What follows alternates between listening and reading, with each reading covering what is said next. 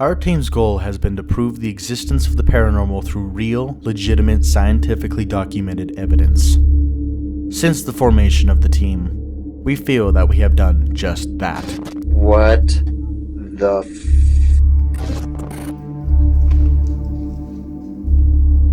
Okay, I thought I heard something walking down there.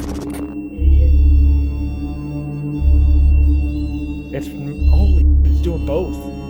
But the world is full of videos that treat the supernatural as a joke, and would rather sell you a hoax for views rather than the real for credibility.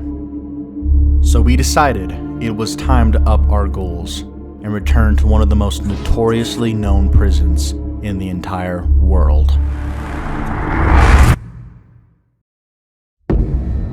The old Montana State Prison. One of the darkest places in Montana's history. From countless deaths to brutal conditions, They found out that steam pipe had first cooked him alive. to one of the bloodiest riots ever. The last heroic act they could do was to kill all the hostages they had.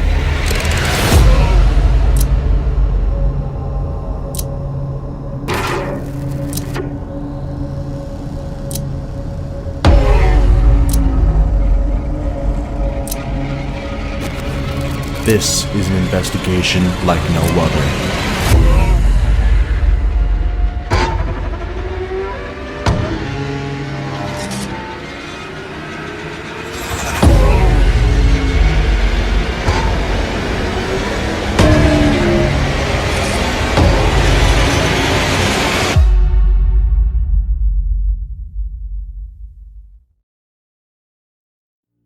The old Montana State Prison, located in Deer Lodge, Montana, is a location that is notoriously well known in the paranormal space. Many paranormal investigators have visited this place, with the likes of the Ghost Adventures crew included.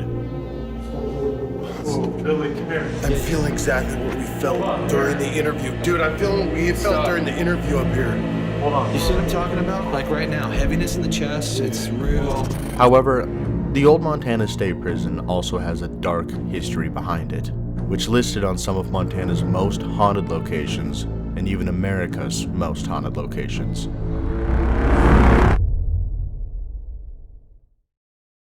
That's gonna be Well, at the beginning of technically, this. we also got to go through everything else as well that happened last night. Well, I do at least.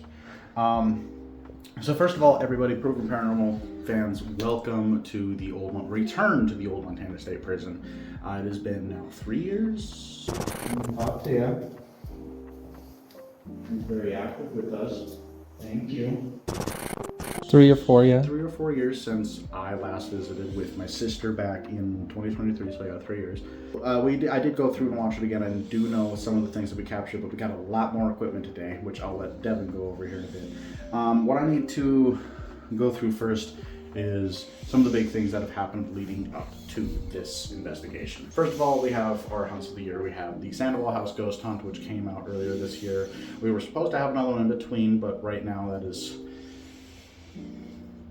We'll see what happens with that. Leading up to this one, we've had a lot of different experiences, but more recently than not, yesterday, I was down at the Johnson House Ghost Hunt. For those who don't know the Johnson House Ghost Hunt, it was one of our very first ghost hunts as a team that we did back in 2024, Halloween, where we were kind of testing what equipment we had at the time and doing what we could to communicate.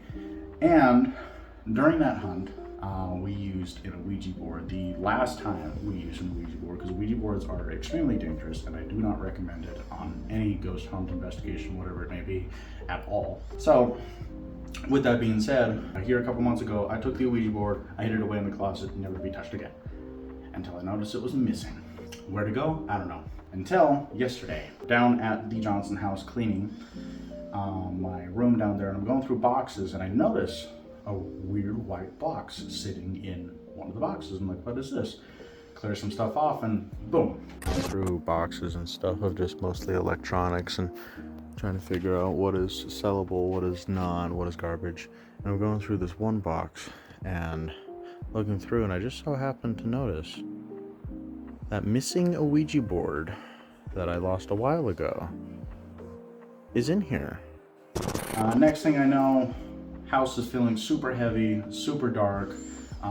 It's something that followed me home to the Sandoval house and then eventually followed me to other places as well. And finally, I got rid of it some point last night. But on top of that, While being dropped off by a while I was friend. being dropped off at the house at 3 o'clock in the morning, almost 4 o'clock in the morning, a friend had a little Bluetooth device that's plugged into a radio station that does not work in our town, and it started distorting in weird ways, and I was able to make out the voice of an old man, but she was able to make out it saying thank you. And I'm not sure if that's exactly what that said at all, because afterward it was directly followed by that same dark presence that we've gotten in the St. James Hospital, in the Norris Nielsen Ghost Hunt. It's really dark feeling, and I think that was one thing that made me a little nervous coming out, because this was last night, barely hours ago. And then, leading up to it, we are here in Deer Lodge, Montana, at the old Montana Inn. Lovely place, by the way. You could take a look around the room. Like, it's absolutely beautiful in here. Absolutely beautiful. And super affordable. Yes, only 150 a night, was it? 120, 150 with tax. With tax, okay. Yeah, it was, and the lady down there, the receptionist, she was really nice, absolutely kind all the way through. And do gotta mention real quick, if you come look out the window here, Oh yeah, we're a very close location. literally just down on the road. Right, I believe it's that building. That is the cell house. Yeah. That right there is the old Montana State Prison. That's like literally a 2 to 5 minute walk away from this hotel. While we were checking in, we were sitting there talking, and suddenly I get hit really hard by like a really weird, dark, heavy force. I don't know what it was exactly, but it was enough to kind of make me go, whoa, what was that? Devin witnessed it. And I don't know if it was because of this place or because of the prison next door. So we got a lot for you guys. We're excited for the hunt. We are excited to finally be able to get out of town for a hunt for once. Mm-hmm. And now I think I'm going to leave it to Devin to take it away on equipment. So starting us off, we are going to go on and have both the SB7 and the SB11 spirit boxes. Both have treated us very well in our previous hunts. We also have our pairing of the blindfold and headphones to go on and possibly do Estes method later. We also have our wonderful REM pod. During Chance's last hunt at the prison, he went on and got a good bit of activity out of it. So it's been on every single one of our hunts since. Yeah, it really has. I believe the best activity that I've seen from it was from the Johnson House. Johnson House Miners Hotel. Miners Hotel's presidential Yes. suite. I would also like to point out that while the REM pod is going to be used, it should take note that temperature-wise, it should be expected to be experiencing an extreme difference in temperatures given the state of the prison when it was constructed with such poor temperature control that there are certain areas that are hotter and certain areas that are colder. So what we will be mostly looking for with the REM pod itself is motion, mostly looking for the colors to light up and stuff like that, which I have witnessed here. We are also going on bringing out our wonderful little tri-field. I've not gone on and personally used this one much, but I hope to go on see it a bit more in action tonight. It is still one of our newer pieces of equipment so far, and we're hoping this one will be a good use for it. The first time we actually used it was Sandoval House, but we didn't get a whole lot from it. So yeah, our wonderful K2 meter has been in with us since also the Johnson House. Actually, long before the dowsing rods, the EMF, and the REM pod. Yeah. Have all been with me since I was actually filming Love Living Life 1. EVP, right? Yep. Yeah, EVP headquarter. Go on and leave it in the quiet rooms we can get. I specifically brought that one for the women's prison, especially in the back corner, because there is a cell that is open that can't remember all the history of it, but I can't remember her name either. Contains a spirit who is a little playful around men. If K2 meters and EVP recorders are left on said bed or in the room, it is 9 times out of 10 you'll capture something. We also have our wonderful dots projectors, our laser grids. Currently have nothing in them, so pew pew pew pew. But they will go on and get hit. Fresh batteries when we're in the prison. Oh yeah, as we're also having all of our other devices, at least hopefully on chargers, because I see at least one on a charger. I know that's on my main phone. My main phone / camera is on charger. Those 2 phones and portable chargers are fully charged. The only thing is I know that small phone's probably not going to be on power saving, so I'll have to be sure to switch it over into that when I open it. Which is this phone on power saving? That phone is on power saving. Okay. It needs to go on and get charged. Yes. Let's see here. We went through all these guys. We have our signature cat balls. Everybody loves a good cat ball. Maybe. Some of them might be dead because I know. They were clacking in Well, no, it wasn't Norris Nilsson. There. It was Sandoval House. I know like 3 of them ended up being dead, and I did change the batteries in them, but I noticed that some of them don't work anymore, so I'm gonna have to get a new set of them. But I brought what I had. So. Very fair, very fair. We also have all of our camera equipment, phone stands, all that good stuff, not very important except for us. And then all of our religious items, being cross, Holy Bible, I see some sage in there. There's crystals in there too. Selenite crystals. And otherwise, that's our entire... That's our entire equipment list for the night. For This the is not including things Other like people. my Ovulus and some of the other stuff that I got as well. We didn't want to like overload this hunt with all kinds of different pieces of equipment. Mostly the things that we know work very well. And also the tri-field, because we really want that one to work really well, because that's like a $150 item right there. We need it to be a good time. In 1871, the construction of what was known at the time as the Montana Territorial Prison went underway, and the prison itself would open on July 2nd of that same year when it incarcerated its first prisoner. Almost 2 decades later, when Montana officially becomes a state, the prison would officially change its name to the Montana State Prison. In 1890, Warden Frank Conley employed the inmates of the prison to begin building the massive 20-foot sandstone walls that surround the prison, as well as the 1896 cell house. Warden Frank Conley's use of inmate labor for the health, morale, and rehabilitation of the convicts under his watch would later become known as the Conley era, which would span from 1890 when Conley first took the lead as warden to 1921 when he would retire from the prison. Conley's role in the Montana State Prison as warden would catch lots of eyes, whether that be for good or for the worst. Okay, saw the sawed-off Colt pistol, the penknife, 2 pictures of an inmate, and a guy with a really slicked haircut. All right. As long as you saw those things, you'll know the next story. You'll know what I'm talking about. So back on March 8th, 1908, Conley was doing something kind of innovative. Nowadays, if you are an inmate or even a guard and you have a problem with your lifestyle or your job in prison, you can write on a grievance form, or what they call a kite, and send it off to the deputy warden and the warden, and hopefully in a couple weeks or a month's time you might hear something back. Sometimes you wouldn't hear anything at all. Conley was doing something very different. He was coming over from his offices across the street, and he would sit in the deputy warden's office and he'd host Warden's Court. And he'd do it every Sunday and Wednesday. And what Warden's Court was he would see you face to face so you could air those grievances, and hopefully he would solve it right then and there.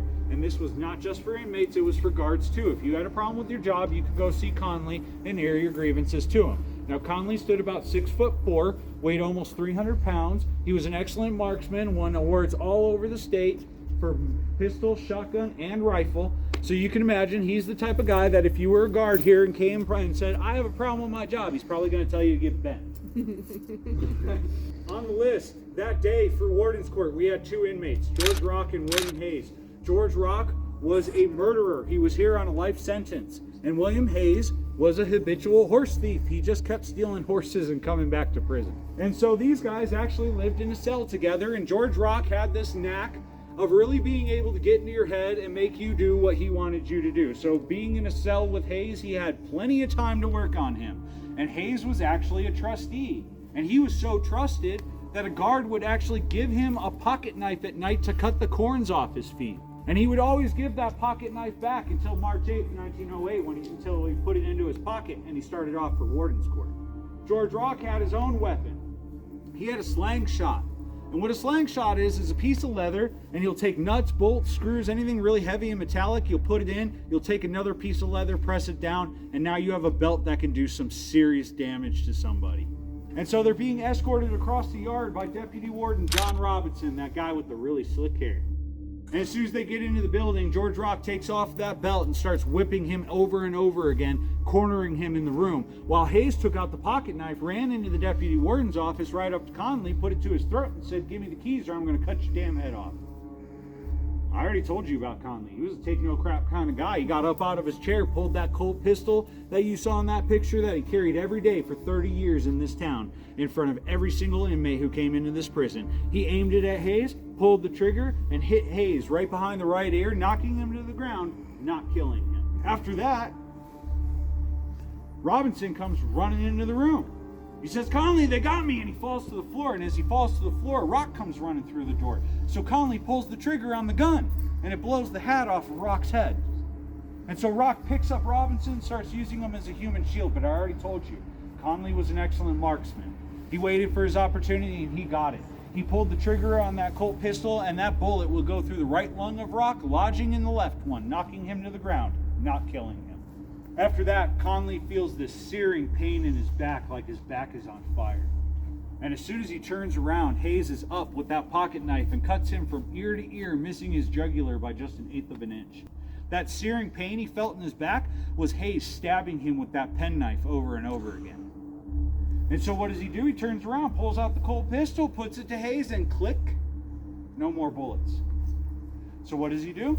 Picks up a chair, bashes Hayes over the back with it, drags him out of the office, roughs him up a little bit more, and then he kicks that penknife away. And then he has the realization that if Hayes got up, Rock's going to get up. So he rushes back into the office, and it was too late. Rock was standing over Robinson, who was laying on a table, and he was hacking and slashing at his throat over and over again with another pocket knife that he had acquired. In fact, the coroner at Rock's trial testified that Robinson's hole in his throat was so big, you could almost put your fist through it. Now, Rock wanted a speedy trial, and he got one. About a month later, he was hanging on these gallows. Hayes would follow about a year after that. And those are the only 2 inmates that were ever hung within these prison grounds. And the reason for it is because we used to have 2 sets of the galloping gallows that would go all over the state and hang people. They could be built up and torn down, put back on a wagon to go to the next county. Because the law back then is whatever county you committed your crime in was the one you were going to be hung in. It was like retribution for the community. But where did these guys commit their crime? Right here in the prison. Right here in the prison. And so Conley, surviving this attack, testified from his hospital bed at Rock's trial with 103 stitches in him from what Hayes did. And he asked the judge if he could hang him, and the judge granted it. So he constructed a jerk-up gallows. So usually you would have a big bag of rocks, bricks. Sometimes if the guy was really big, he was using an anvil. And you would tie a rope around that, it'd come through the pulley system, down through the hole around your neck. And when you push that off, it would jerk you up, and it most of the time snap your neck into. It was a really humane way to die back in the day. But Conley wasn't trying to be humane. Conley was out for vengeance. So what did Conley do? He only filled that bag about halfway. So when they knocked it off, Hayes would go up, Rock would go up, they'd start to strangle. They'd lose air, they'd lose consciousness. When they lost consciousness, their body would go limp. When their body went limp, the noose around their neck would loosen. Their body would automatically start to breathe, and then they'd wake up and do it all over again. It took 11 minutes for Rock to hang and another 12 for Hayes. By the way, this was a public event. We sent out invitations to Butte, Anaconda, and Deer Lodge to all the families saying, "Hey, bring your family, bring your kids, bring your wife, come have a picnic, watch the hanging." Because this was a form of entertainment back then. It's as normal as us going to the movies today. Now, the reason that these bullets did not kill these guys is because the powder inside of them was not mixed right and was ineffective. And to show you how much influence that Conley had, not only on this prison, but the whole town of Deer Lodge and the whole state of Montana, he wrote that company. And he said, "I will never buy your product again, and I will tell everybody not to buy your product." and within 1 year, that business was out of business. Now, for the younger people in the room, we didn't have Instagram, Facebook, and Craigslist. Okay? So that was fast-moving news, right? To shut down a business. Later, in 1915, Warden Frank Conley would be appointed to the American Prison Congress by Governor Stewart, but would decline, saying that the Congress did not impress him as doing much good. Then, nearly 29 years later, Frank Conley would pass away in Butte, Montana, following a month-long illness that would remain still to this day undisclosed. Throughout the 108 years the prison was in operation, the prison made a name for itself, and not in the best ways. The prison became known heavily for its overcrowding issues, its poor conditions, and most notably, for the ways its inmates were treated. When Warden Frank Conley came in here, he came into about 140 inmates, and by the end of his first month, he had 198. And so he was slapping them in places like this, basements, broom closets, pretty much anywhere you could put them and slap a lock on. And so he knew we had to do something. So he built the 1896 cell house that you can see in the picture there. It held 256 men and 38 youths. And yes, we had kids here as low as 11 years old. In 1959, we had a 7.3 Richter scale earthquake that damaged that foundation of the building, put some cracks and holes in the ceiling. In fact, when the contractor came through, he could see the sunlight peering through. And he said, okay, you guys can't have them in here anymore. This building has to come down. And so we moved them all out into a dormitory type setting in the bottom of the administration building that you see there. And we tore down that cell house. And then we put this concrete block here. And we built a gymnasium and a classroom building on top of it.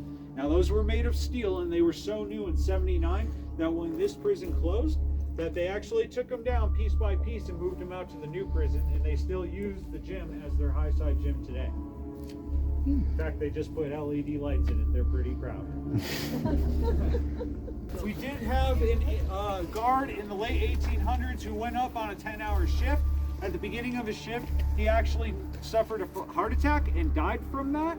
And he weighed about 250 pounds and stood about 6 foot. So this is a big guy. And so if you ever go in these towers, it's very hard for me to get up and down them. The ceilings are low, the stairs are narrow, it's hard. See, I couldn't even imagine getting that guy up there. But when he's dead and nobody comes and checks on him for a 10-hour shift, what happens when you die and you lay there? You're rot. Rigor mortis starts setting in. You start to blow it up a little bit, right? So this guy was actually bigger than when he started. And when they went up and found him, they could not imagine trying to bring him down those stairs. Could you? No. So what they did is they broke his arms and legs and they tied him to a chair and lowered him out one of those windows that you see. Now we still have people that come here today and see that spirit of that man, because they come right up to the front desk.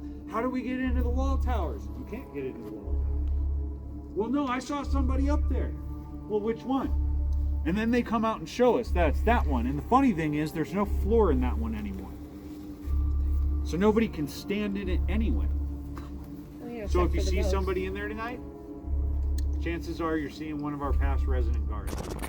Now these two doors right here are the last remaining structures of the 1896 cell house. The top one would go into the guard's catwalk that was inside the cell house, and the bottom one went down to the hall cells, or what the guards like to call the dungeon. And one night, Halloween night to be exact, in 1966, there was an inmate, Larry, who got put down in one of those hall cells. And he was kicking and screaming and throwing a fit, and the guards just ignored him. Inmates do that all the time. Not even going to worry about it. But he said something really interesting in there that's on record. At one point, he actually said, I feel like there's somebody in here with me. And the guards knew that wasn't true because they were the ones who put him in there. Now down there's about 5 or 6 cells. And there used to be a steam pipe that would run along the wall in L shape into the 1896 cell house to heat it. So it always registered even 70 to 80 degrees down there just in the wintertime. And you can imagine the summer. And so that steam pipe actually ran through the cell that Larry was in. Well, when he stopped making any noise at all, they went in to check on him. And when they went in to check on him, they found out that steam pipe had burst and basically cooked him alive.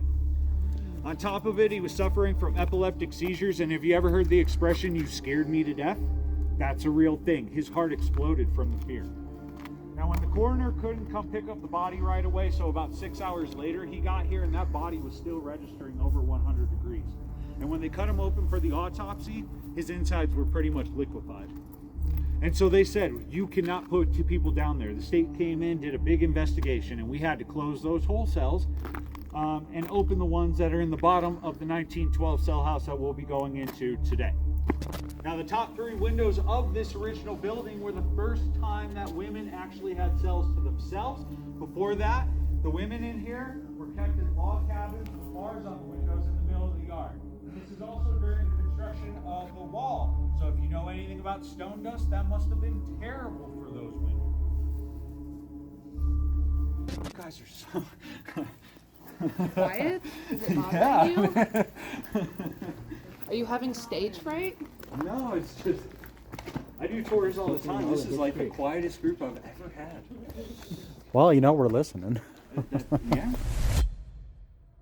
In 1959, 2 inmates who were more than dissatisfied with the horrible conditions and treatments of the prison and its inmates led a violent 36-hour riot that would become known as the 1959 Riots, otherwise known as the Jerry's Riot. Jerry Miles, born in 1915, was a career criminal who spent most of his years behind bars, most notably behind the bars in Alcatraz after organizing a violent mutiny at the federal penitentiary in Atlanta, Georgia, before being deemed an uncontrollable escape risk in 1944. Some of the nicknames Miles had garnered over his years as a criminal were Con Boss or even Little Hitler, thanks to his psychopathic tendencies. Miles was incarcerated at the old Montana State Prison in 1958 following convictions for burglary and theft in the Silver Bow County. Shortly after his arrival in the prison, Miles' behavior led to him being briefly placed in the prison's isolation unit.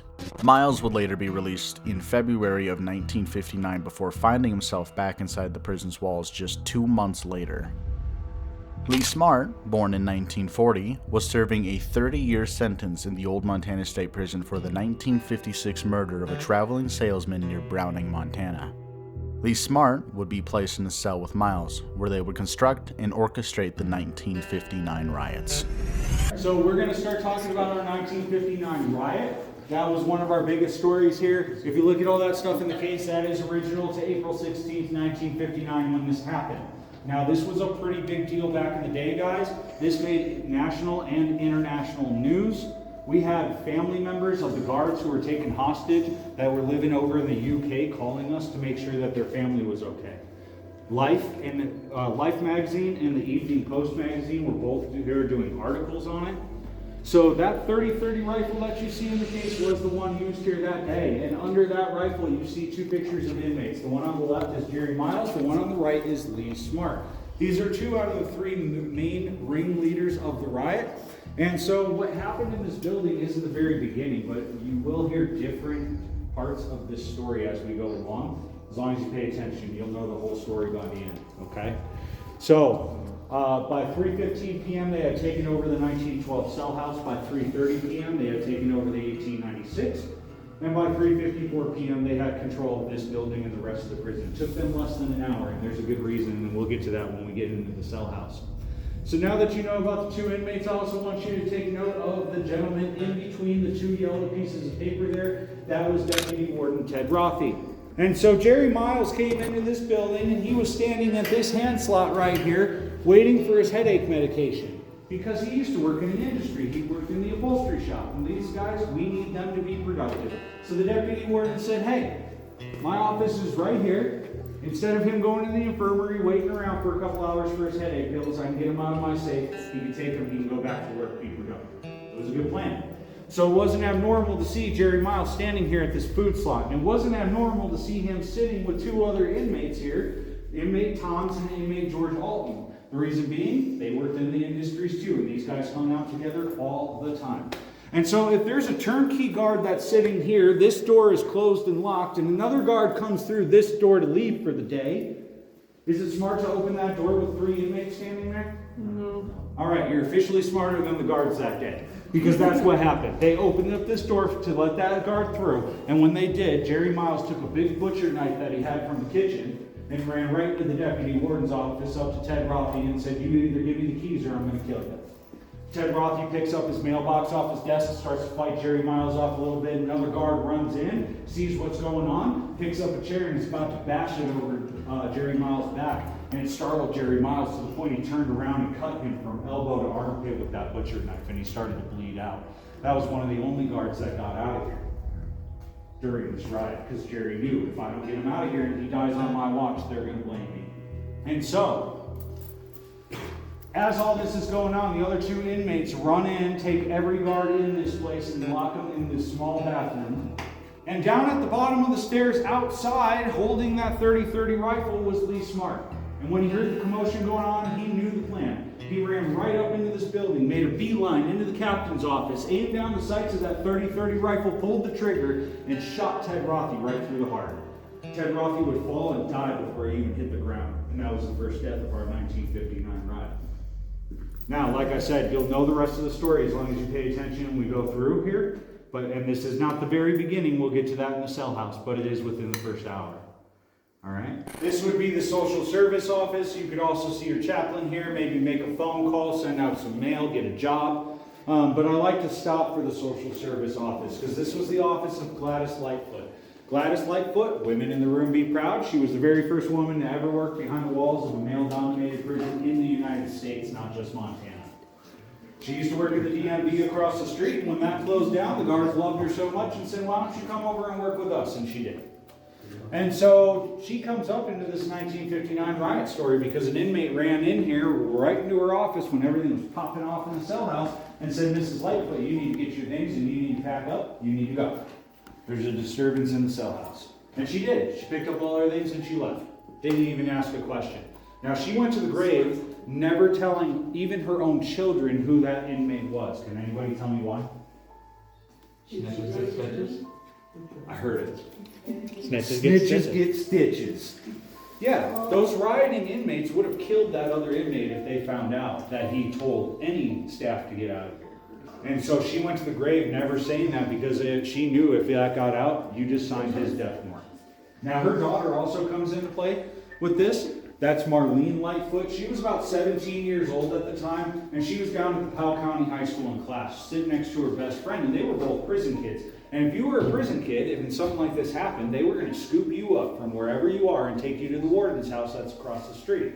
And that's where you were going to stay, whether it be a couple hours, couple days, couple weeks. Until this thing was over, that's where you were going to live. And so they picked up Marlene and her friend from class, and they brought her in a patrol car across the street to the warden's house. And as they're getting out of the patrol car, they look across the street, and they see a stretcher coming out of Tower 7 with a white sheet over the body and 2 brown shoes hanging out the end. And her best friend would look at her and say, "Oh, Marlene, I hope those brown shoes don't belong to somebody that we know." Unfortunately, that was Phyllis Rothy, and that was Ted Rothy, her father, who had just been shot by Smart on that gurney. That really tore her up. She left high school for a while after that, moved out of state with some family. Her and Marlene eventually reconnected at a high school reunion, and they were best friends for the rest of their lives. And Marlene was actually a really good friend of mine, to the point where she didn't even have somebody for Thanksgiving one year, so she spent it at our house. Really good friend of mine. She used to come into the prison all the time. I would be working in my office, just typing away, doing work, and she would be sitting there telling me the history of her life, Deer Lodge, the prison, just going off. I heard so many amazing things.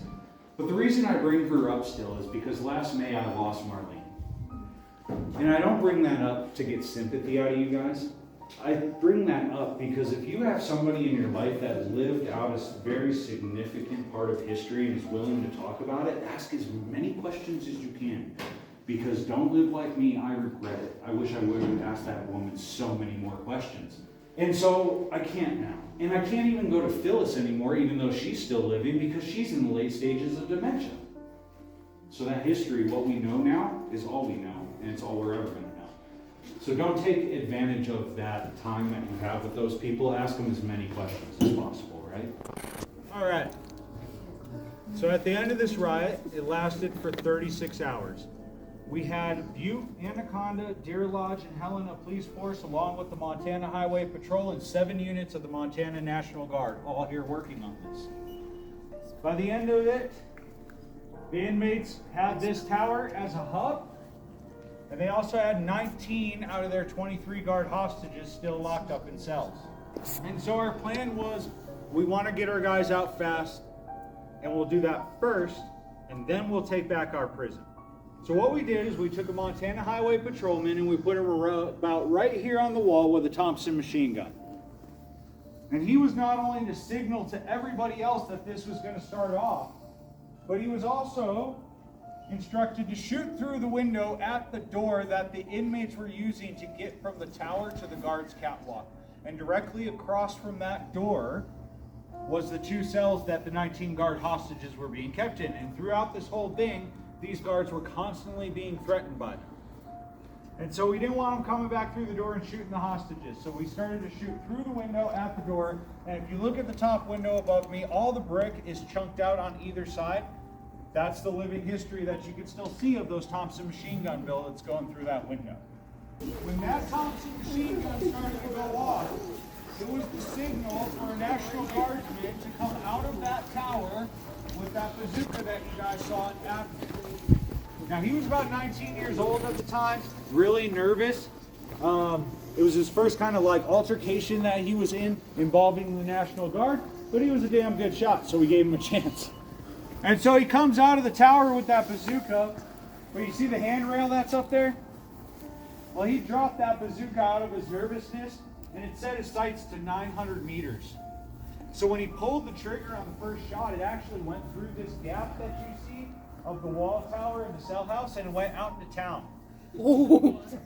So he realized what he did. He went back into the tower, still a little nervous, fixed his sights, knocked off the cock's pot, he still hasn't paid for it. And then he shot the tower. Twice. And then they realized that, hey, these guys are probably using the topmost room that has a very small window that only looks out onto the cell house roof. And so if you look at the very, very top of the tower, you'll see an indentation with some discoloration of the bricks. That is the third shot.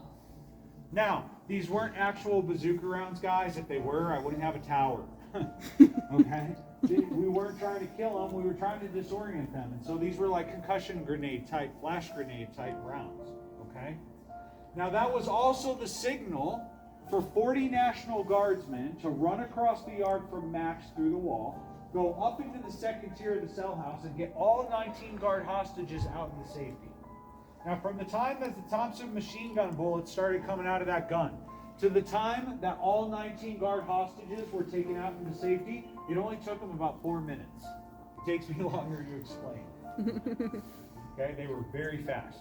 So, now that you know what happened with all the guards and everything, now we're going to talk about the inmates. Oh man, we got a big group. We're going to do it out here, and then you're going to go up. And you don't have to go up right now, okay? I'm not taking everybody up. This is a big group, and that is a small room. But part of your ghost tour tonight is you get to go into certain areas of the prison that the public is not allowed. One of them is the Death Tower.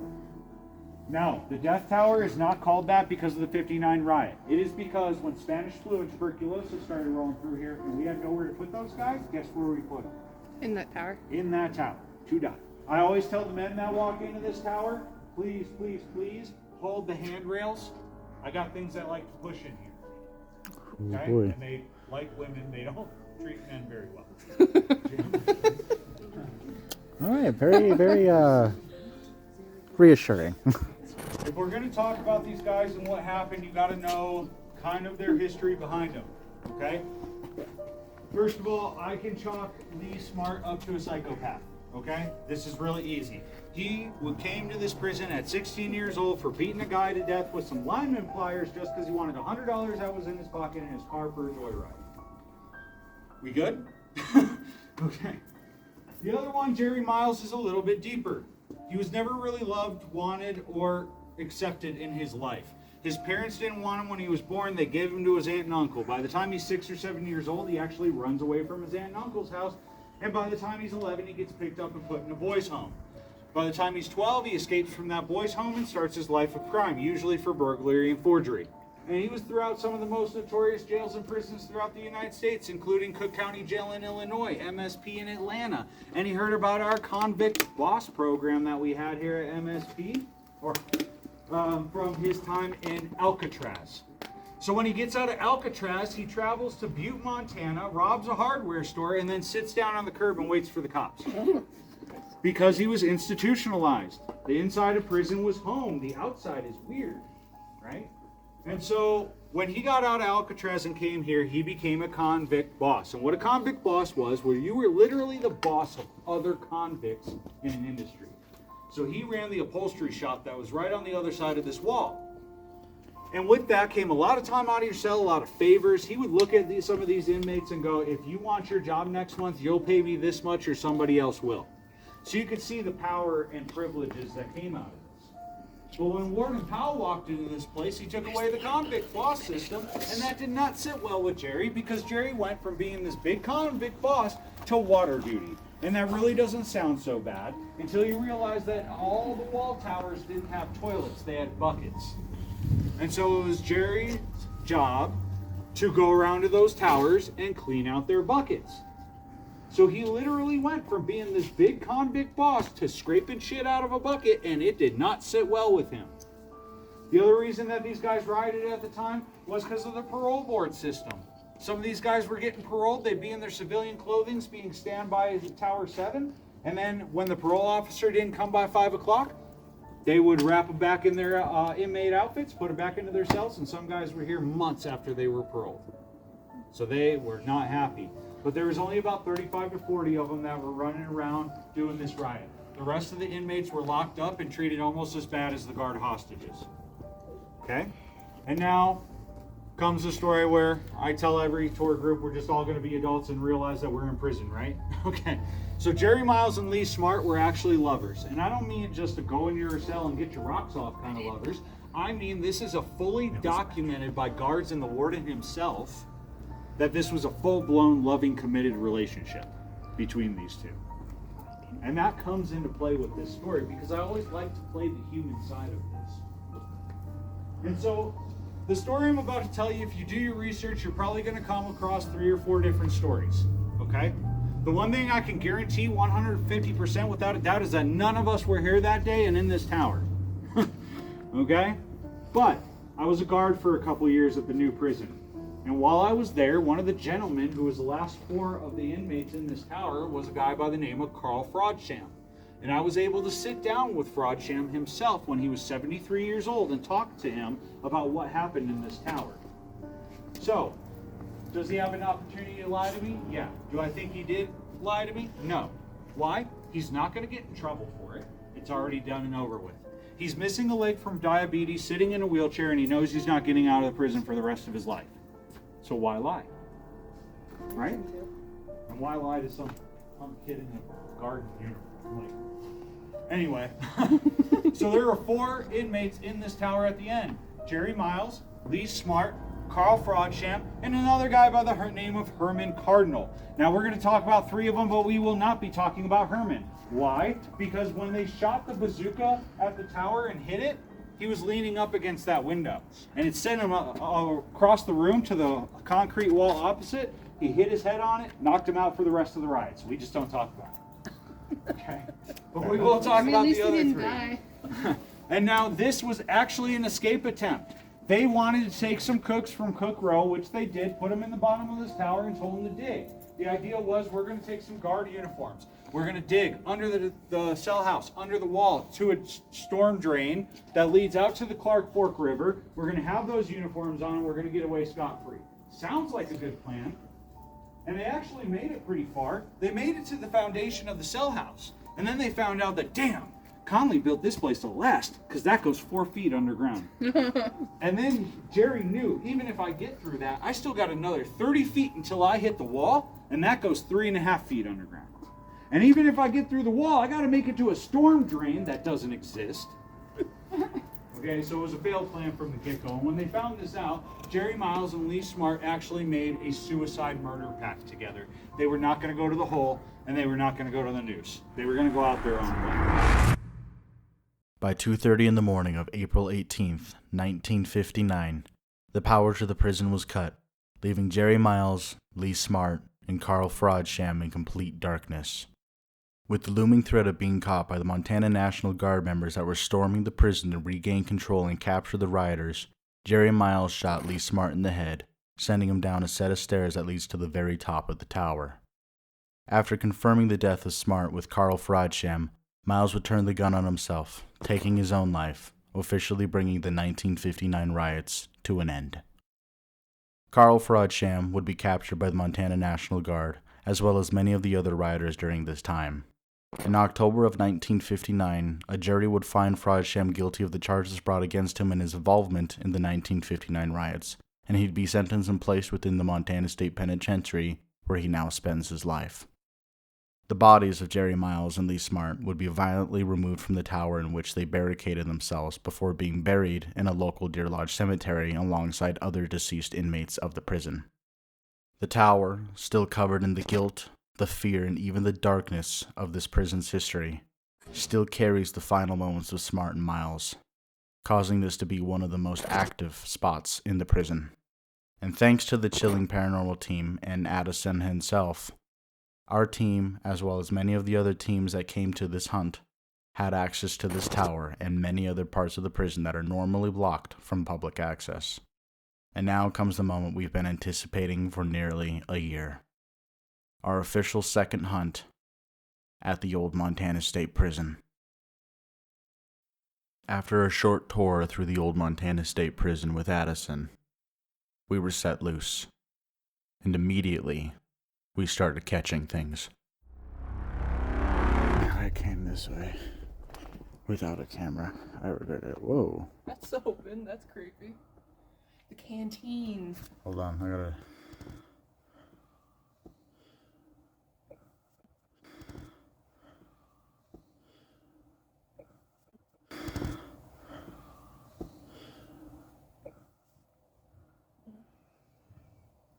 This wasn't open. This is where you'd buy your food, cigarettes, all your little bits and bops. Mm-hmm. I don't remember that being open last time. Well, what would we like to do first as a team for the investigation? Honestly, as a team, I think maybe checking out the main prison house. The cell block. The main cell block. That one I do want to do. I wouldn't mind doing that first, and then We want to go on and wandering over to maximum security. I want to save the death tower till it's a little bit later. Yeah, kind of like almost the last thing. 'Cause it sounds like that's going to be our most active. Oh yeah, right there, Tiff. Is it right there? Okay, it is. Okay. Sorry, we couldn't find the gallows earlier when we were here, but it's right To there. be fair, I didn't look in that window. Yeah, When we I looked in it was this window. And can't see anything in there. No, so yeah, we can do cell block. I do want to use laser grids, REM pod, and cat balls in that, for sure. I would like to start with the cell block and then go to maximum security because it's across the way. Okay. This is currently solo queue. We're outside of the visitor center going on and following along the initial cell block. I have the SB11 set up out here where the tour guide was going on saying that there is 2 unaccounted for bodies that were left for. We're going to go and see if we can go on and get anything. Hello? Is anybody there?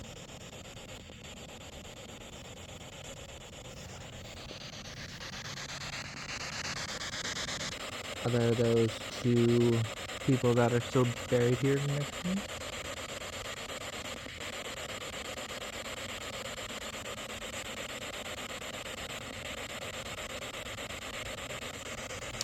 Is there anybody here at this moment?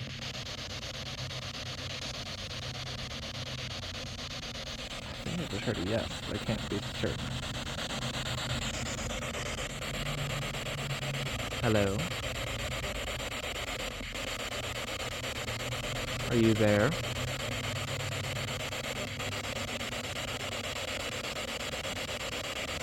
Currently there's no one else physically next to me.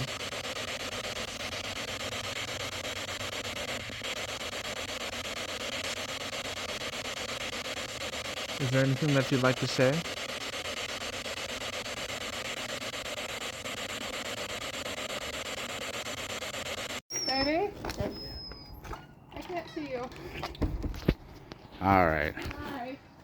Are you spirit boxing out here? Hell yeah. I hope you're recording, I assume. Okay.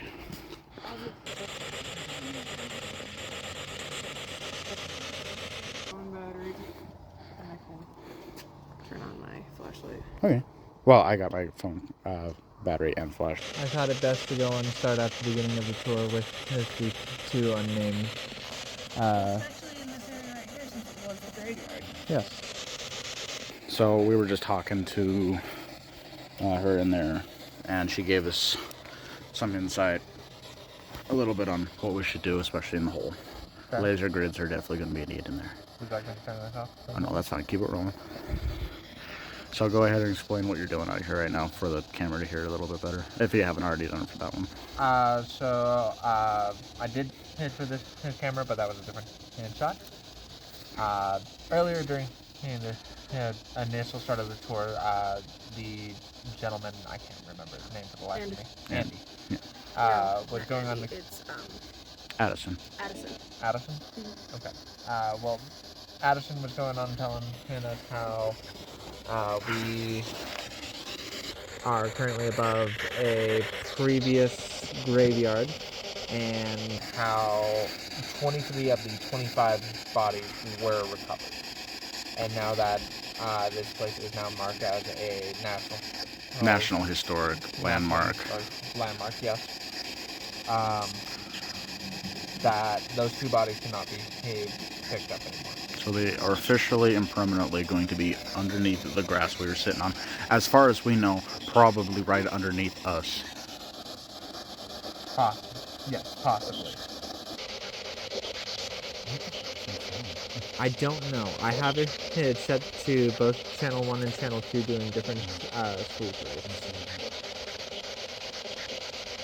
I don't know if you remember me. If not, my name is Chance. This here is... Devin. Oh, that was scary. We got Devin, and I have Tiffany here. Hello. We are here to talk to you and any other spirits throughout this building tonight. We'd like to get your story from your words and hopefully see some things that we don't normally get to see in most locations. Could you tell us your name?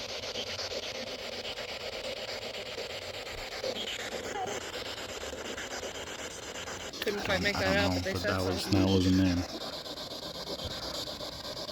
Are we going to get much activity from this spot tonight?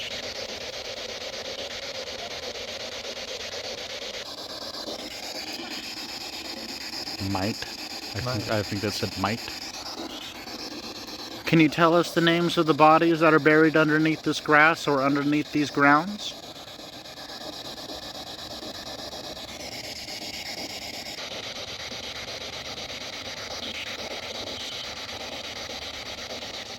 I think what the weird, like, that was not the sound, but like the weird like whistling sound is coming from is just because since you have it on two separate speeds, it's intertwining in each other, and it just makes that weird sound when it does. So, just fine. It is. As long as we recognize it. Can you tell us how old you were when you died?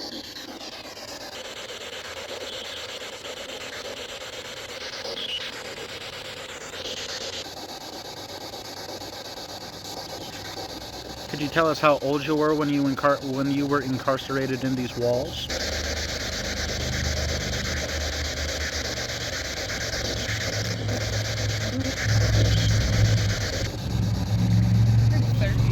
I thought that's what I heard too. I'm not sure. I thought I heard 30. Gonna have to listen back through that, but I'm pretty sure I heard 30. Okay, well, we're probably gonna get up and start moving. Is there anywhere you think we should go? I'm sorry, did that just say home? Yeah. I heard home too. Well, we're not going home for another couple hours. We mean that respectfully. Is there anywhere you think we shouldn't go tonight?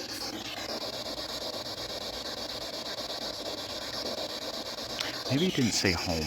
Maybe it said hole.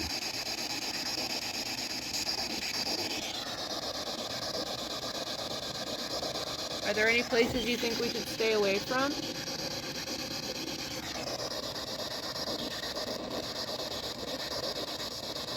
It said something there, but I'm not really catching it.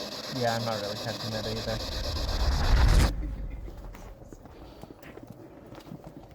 and you got random people laughing.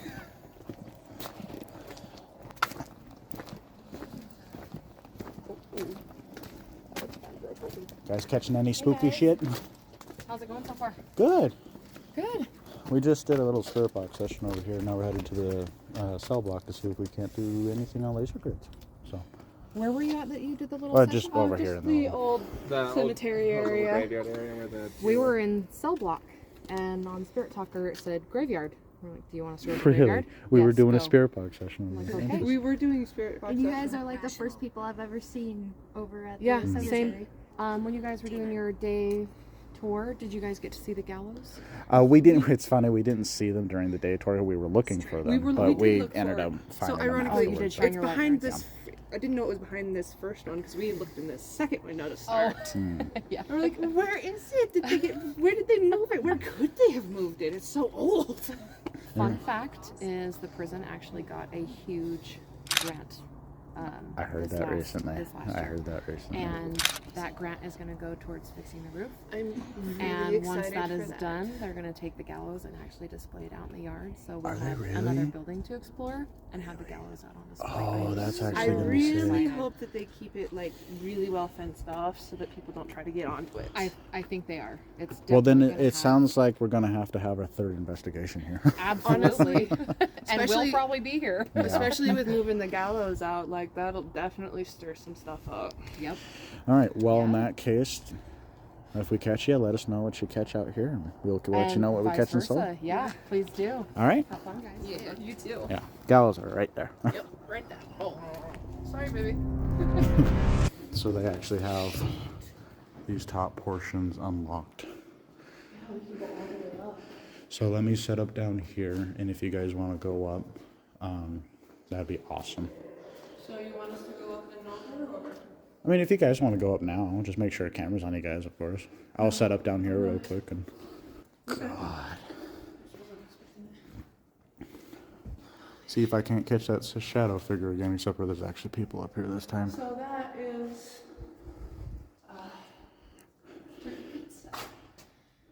prison cell number 1, which they had Retired after his retired death. after he passed away. Paul Eitner, better known on the prison grounds as Turkey Pete, was convicted of murder in 1918 and became beloved by guards and inmates in his 49-year stay at the old Montana State Prison. Eitner would go on to manage the prison's turkey flock, gaining his name as Turkey Pete, and acted as a brand mascot in his time in the prison. However, despite only serving a 40-year sentence, Turkey Pete would spend the rest of his life in the prison due to his mental state and being institutionalized.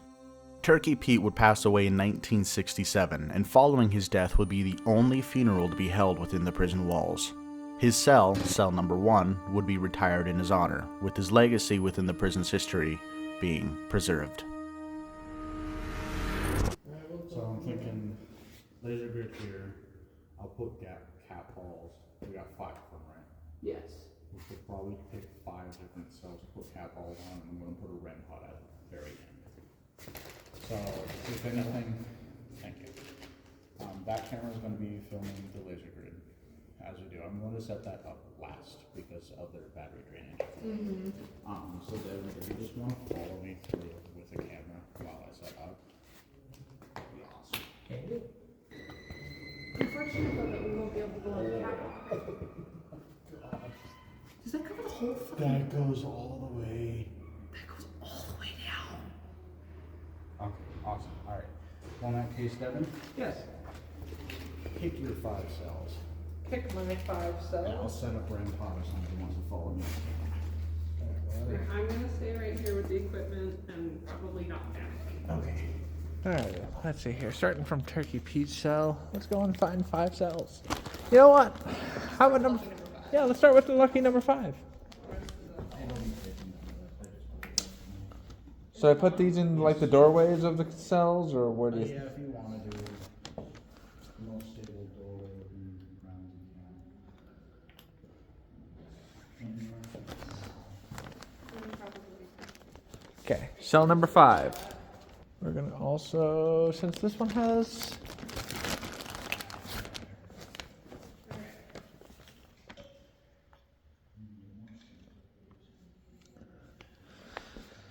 Cell number 5, cell number 13.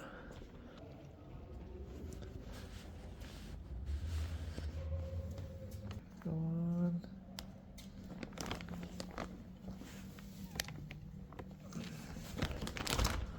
Number 39.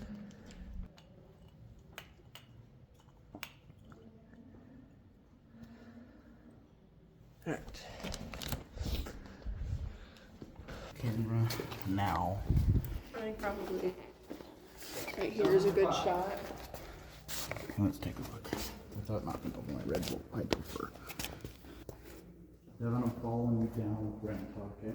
Okay. Any spirits who are in their cells or wandering, we want you to come out. We want you to explore with us.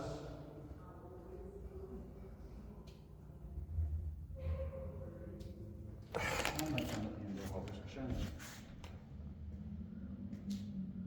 don't know if it was Tiff's cam coming this way, but I swear to God, I saw like someone standing in the corner over here. Could just be tricking my eyes, but. Grandpa's live.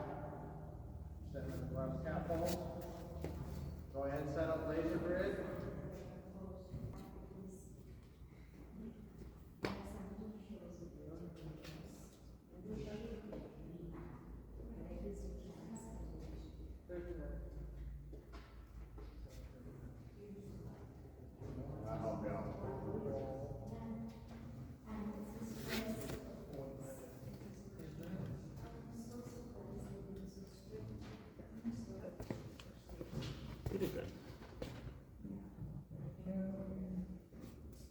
So now if we wanted to, we can completely go lights out for a minute. See if we can't get anything. Oh man. That's a sick shot. Stepping in front, that was me. If any inmates would like to come out and interact with those cat balls we've placed around the corridor, you're more than welcome to. In fact, we invite you to come play with some of our equipment tonight. I'm sure you know how to use it.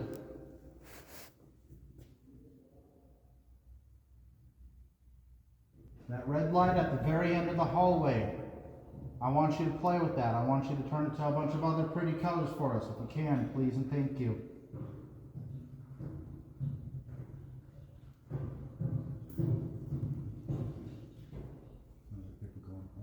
Yeah, people going up or down. Old Mike, you down here?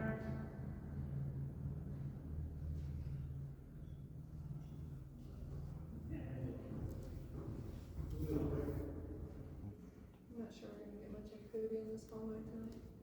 Yeah, this is right now. I might try to come back with them, see if we can do anything with them.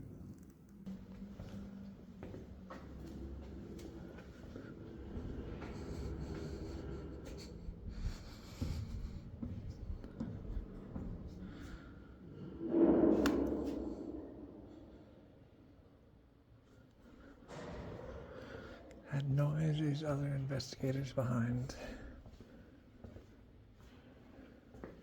Let me turn that on.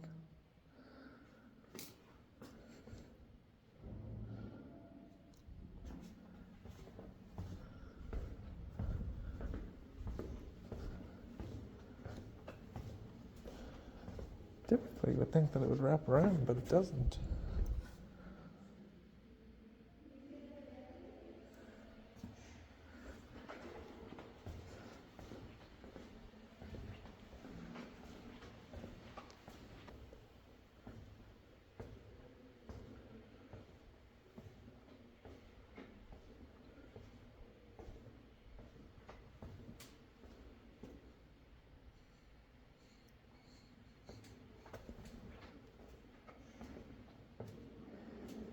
All inmates. Is there anybody that would like to come out and talk?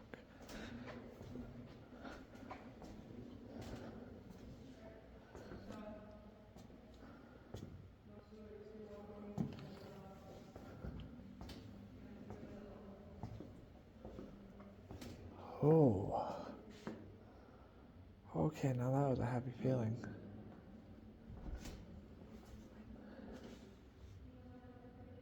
Hello?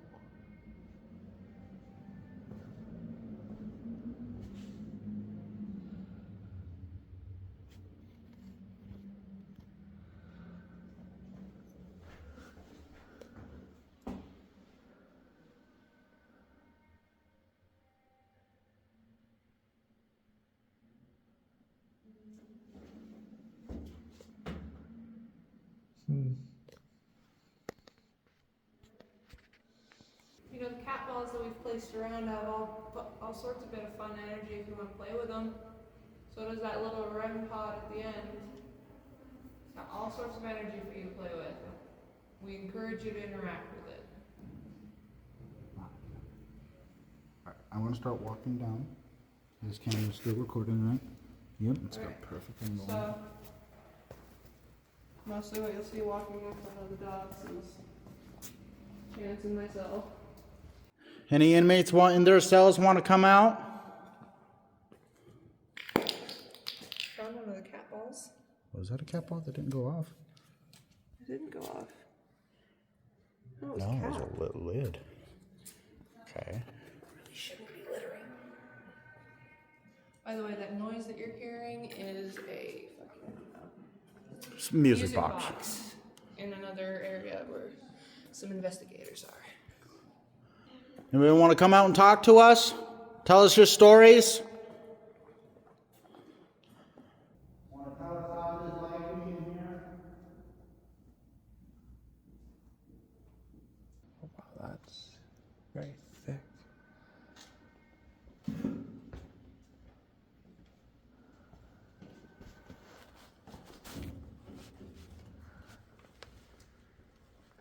Hello.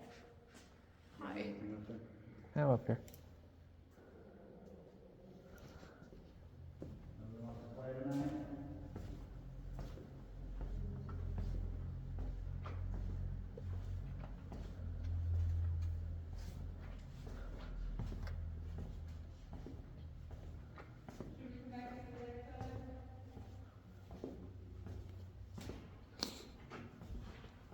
Okay.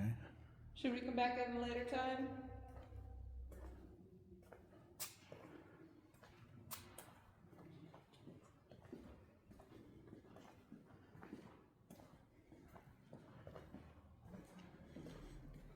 Turkey Pete, you in here? The turkeys miss ya.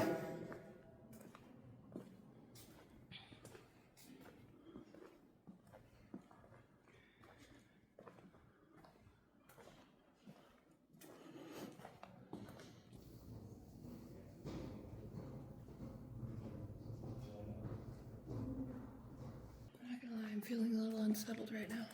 A little bit, but not like heavy. And that's, I think. No, and that's... It could be energy coming from since the hole's so close too. And there's a lot of people in that area right now. Final call for any inmates that want to come out of their cells and say hi. This is your chance to.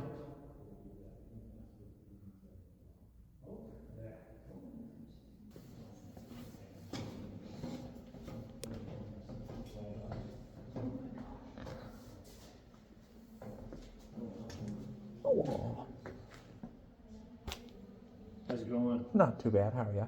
You come on to this EMP or EMF, sorry. And it just stopped, It just but it was stopped. like up here for like 10 seconds. Oh. Yeah, back up this step just one more time. Holy crap. It's just completely gone. Yeah.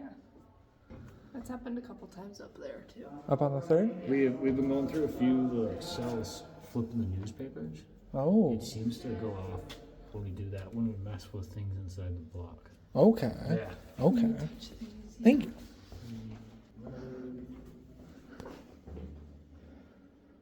Oh. We're picking up the equipment now, so we'll be back later if anyone wants to play.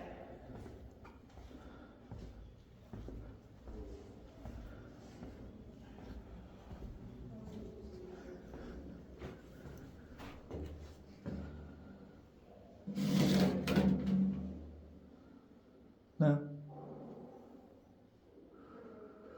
All right.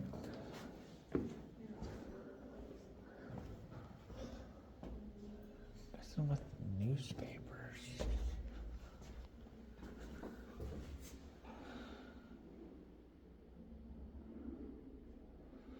Do not throw butts and refuse over the tears.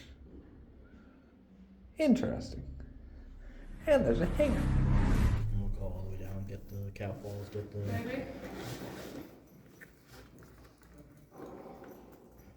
We're picking up equipment down here. Don't forget your drink. Oh, did you hear that? Sounds like a car. Yeah, but it's reverberating. Do you have the bag that Devin from the couples at, or just Devin? I think he has it. I'll just put it on. I don't know what sells for this. Well, I know just 5, so there's one right there. And I know he put one off to the side over here, but that was further down.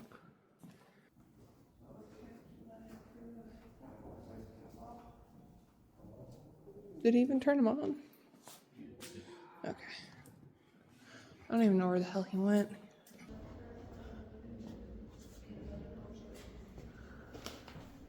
Oh.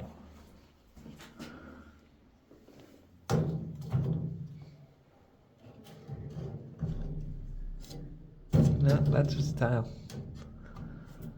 Oh. Oh.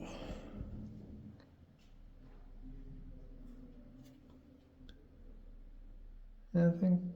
No.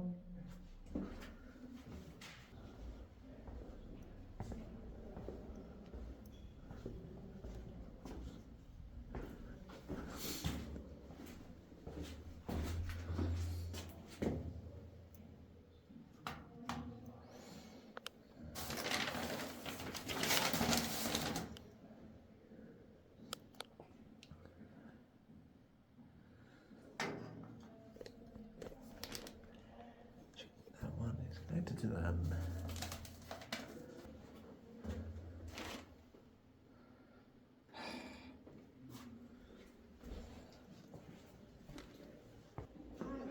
Hi. You got the plastic bag. Yes, I do have the plastic bag. Would you like me to?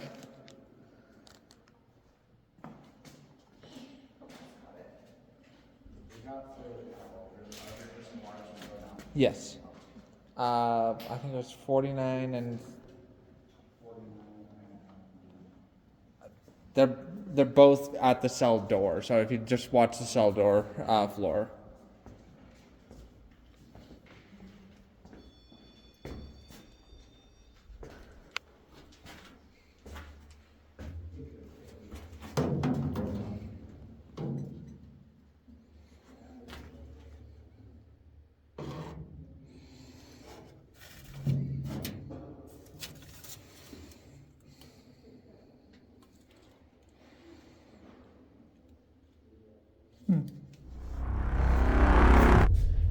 Devin. Come here. We're getting ready to head to Max.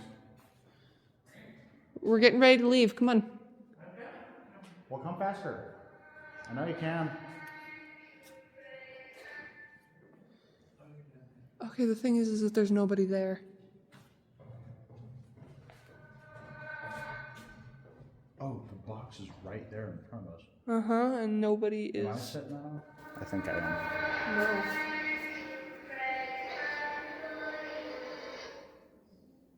So if I move now, maybe a little bit.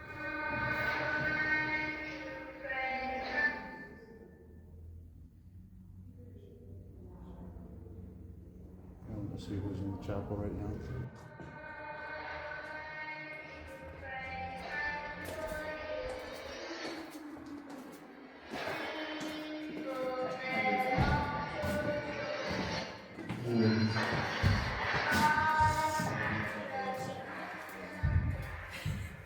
I wasn't sure. I was looking and I was like, am I setting that off? Were you shining your flashlight on it? Yeah. I think Okay. that, top of the stairs. I think that sets it off just because like Okay. the movement of the light on it. No, that's why I was trying to test it, see if So it if was you us. put your flashlight down.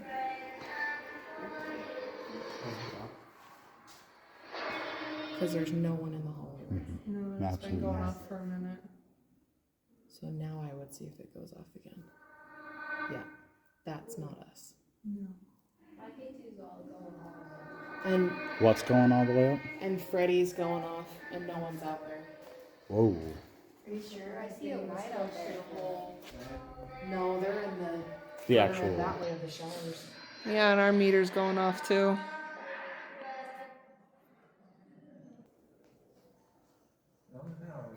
Yeah. People are starting to come Okay. up the hall. Okay. Why they? Well, what experiments we got running in here? Other than EMF that I see is very active. Might actually, if no one's sitting up here, I might put it right here. Okay. And see if it will go off.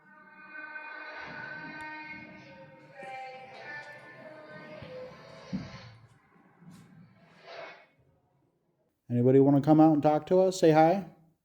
Oh. I'm assuming REM pod. Am I on video? You will be on video. If that's okay with you, if that's something that you like, can you make one of the cat balls go off? There's the cat balls that I see one there. Yeah. Pretty weird.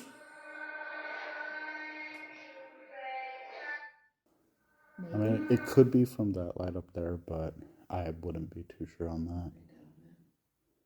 Are you making Freddy go off? We know you like music in here, so go sit by that box.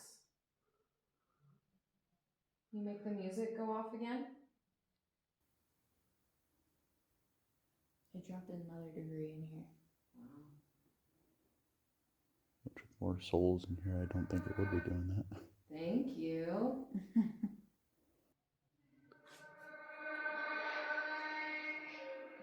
That can't be me, right? I don't think it is.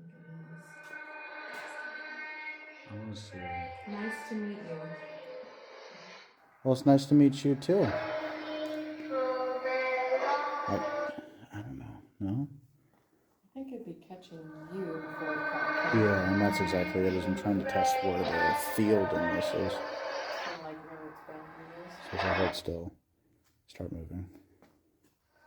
Okay, hold still. I heard that. I don't know. I'm just gonna stay on this side of the room.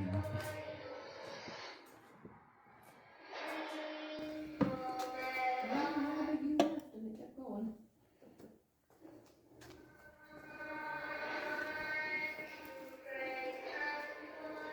And her reader's just going off. Anarchy. We are kind of all over the place, if that's what you mean. Do you want us to sit down and kind of settle in? Ooh. I'm getting spikes of 4. You want to mess with one of the cat balls if you'd like for us to sit down?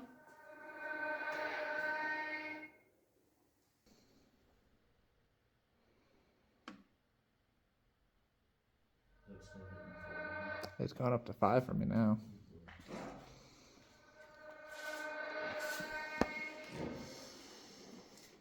Said he doesn't like you here. Your thing said that?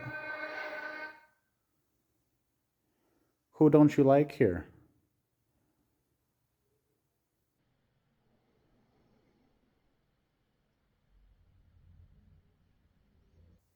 If we introduced ourselves, could you introduce yourselves to us?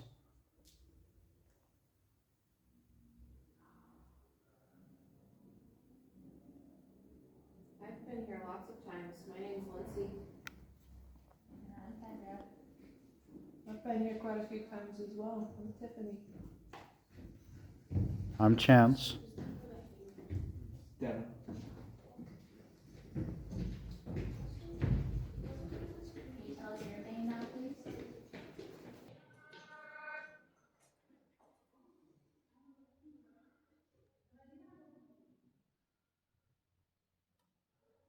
Is there a pretty big group here tonight? Lots of different energies coming in and out of this place.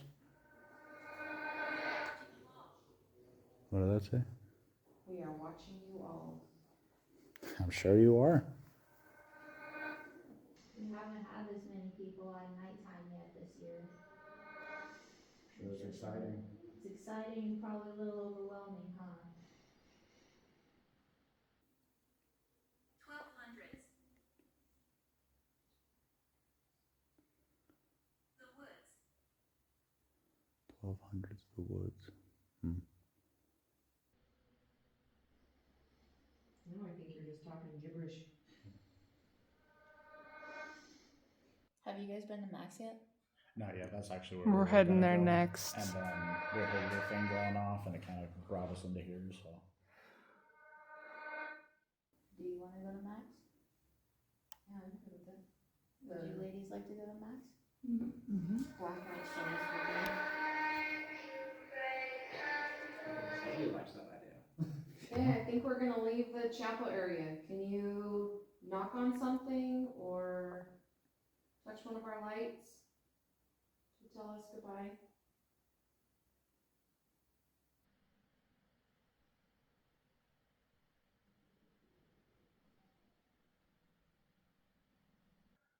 Please.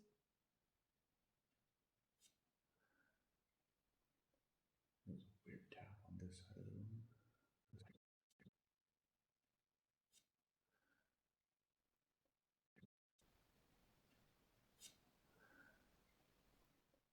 There's a weird tap on this side of the room.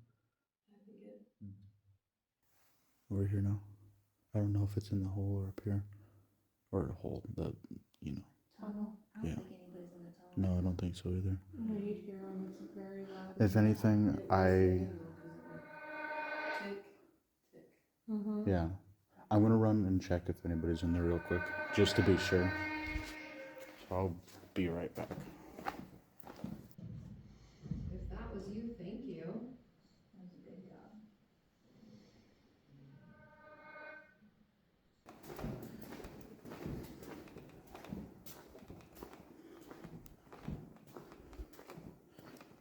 This is the part that I kinda don't really like, but... Is there anybody down here? We thank you for spending some time with us. I live in your nightmares. Why, thank you. Well, that's mean. You're just trying to be scary. A lot of things live in my nightmares. It wouldn't be the first.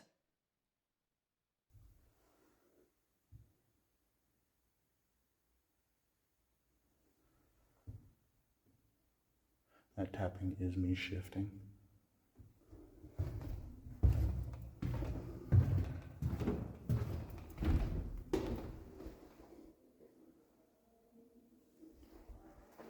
I don't like the feeling of being watched, but that's what I'm feeling.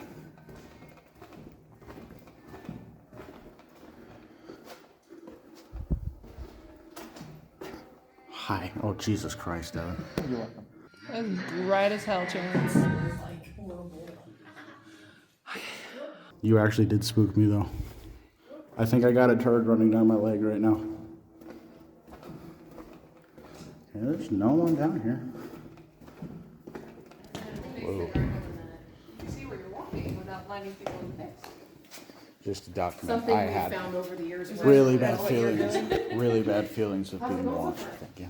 Doing good. Yeah, where have you guys been? Right underneath the death tower, we got EMF 5. Right underneath it. Like, you know where the activity happened? Like that REM pod and the EMF was going on. Oh, nice. Like a lot of stuff. That REM pod would not stop. What would we like to do equipment-wise in Where are you maximum? guys going now? Well, Spare I'll parts? just by myself right now.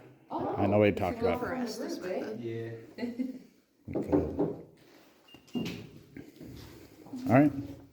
It sounds like we're gonna be doing some fun stuff in Max.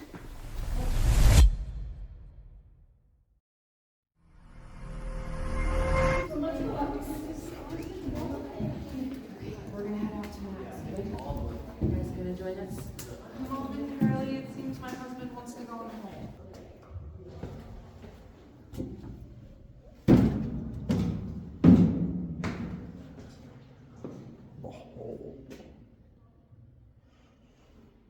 Is anybody down here?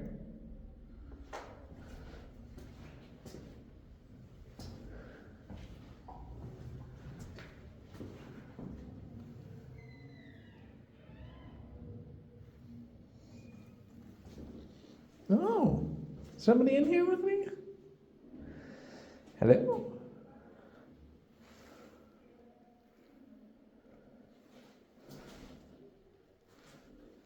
from me moving too fast. No. Hello. How are you? Goodbye.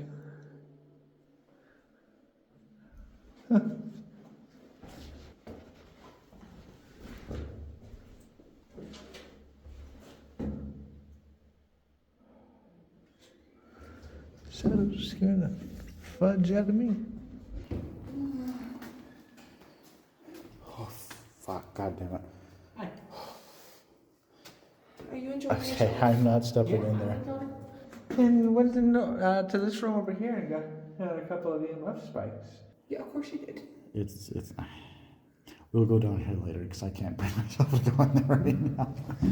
Let's head up to Max, okay? Oh, sorry. All right. This is where I go in? Yep.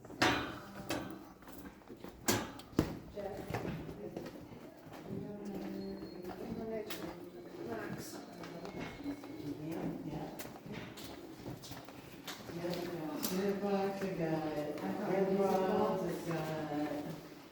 I'm gonna put Fred in a blackout cell. Okay. I got this, and I will turn on in a second. We were contemplating probably Estes method in here. Yeah. If we'd be down to try that, because I got the Yeah, stuff. we're over. actually thinking doing doubles, because we got Doubles? two. All right, all right. Dowsing rods were really long here as well. We're excited about playing my dowsing rods, but we've done dowsing rods for every investigation we've done. We decided to give them a break for once. So spirit talker, there's one, and that just does the postman dictionary. And that's what that looks like. Alright, here, I'm gonna take these and the bend, right, spirit. Oh, let's see what they like. It's down here with straight and firm, don't touch the rods, and let them do their own thing. Okay.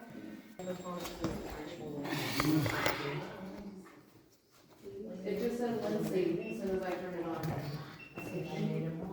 Well, would anyone like to do Estes method before we close it? I think you might be good old me personally, but you might have to like demonstrate. Yeah. So, for those who don't know what Estes method is, basically what it is you're setting yourself up to be used as a conduit for a spirit to speak through you. You have sound canceling headphones with blindfold on. You can't see, can't hear anything besides what's coming through spirit box. I'm sure you guys know what spirit box, how a spirit box works, everything like that. Okay. So I'll be shouting out what I hear from this. I may not make everything out, but I'll definitely try my hardest. And all I ask is somebody have a timer on it, so I don't want to lose more than 5 minutes at a time. I think that's pushing it a little bit. A little bit, but We'll just watch him and watch his breathing. Mm-hmm. I have a gentleman named Arthur that's hanging out in this back cell for you. If you'd like to go have a touch, go sit down, have a chat. Just for clarification to any spirits trying to communicate, you are not allowed to attach to anybody here. tap my shoulder when it's time to go, okay? Yep. All right. And now anybody can ask any kind of question, and if Chance hears something, he'll respond with it. Is there anyone here that wants to communicate with us tonight? I think I heard fought. I can't. What can you do?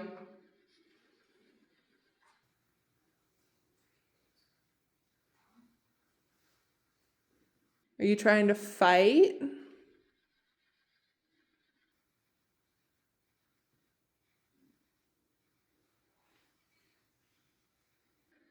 It rains. It does rain, but It not brings in tonight. the light. What light? I think he said delight. Delight, maybe? Delight. In jail.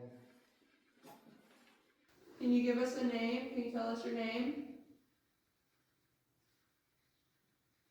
Question. I did ask a question, yes. Can you tell us your name?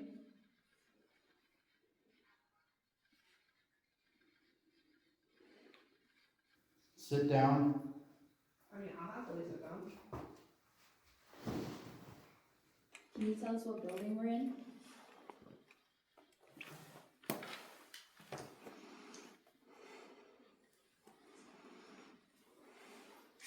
I'm pretty sure I heard loud. Ben. Who's Ben?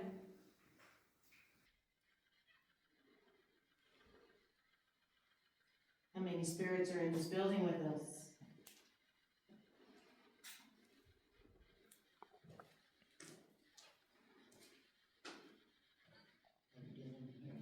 Hung. Out here.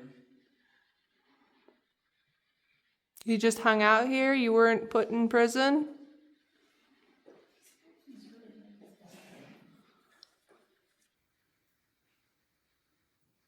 Why were you here if you weren't I'm ready. a prisoner?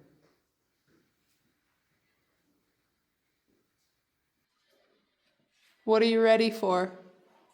The door. Which door? Did you open? We did open a door, yes. Hearing me? There's a lot of people. If you want us to hear you, you gotta be a little louder. Song. Montana. What song do you want me to play for you tonight? That's my husband. It's a really comfortable bed. Sounds good. Is Dan here with us tonight? Anna? Who's Anna?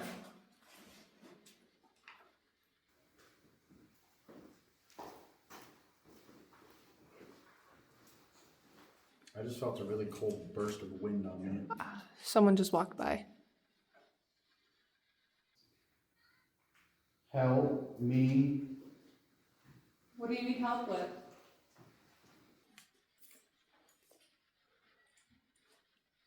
What do you need help with?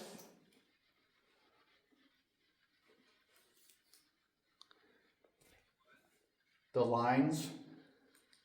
Are the lines too long?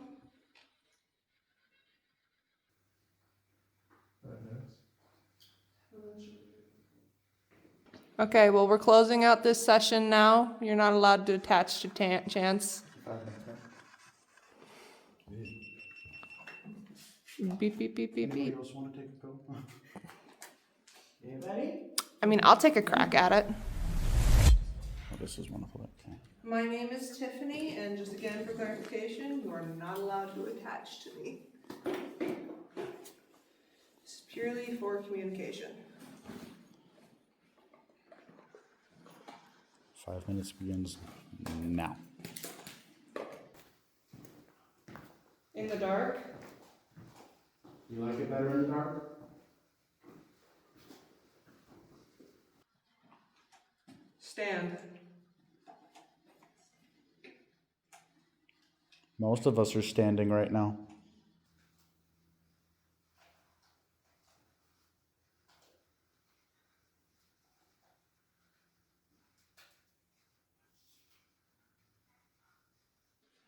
If Anna is still with us, can you tell us what you did to be put into jail? Why were you here?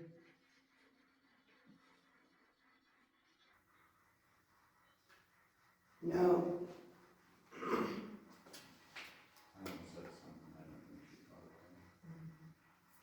Is Anna the only one that wants to talk to us?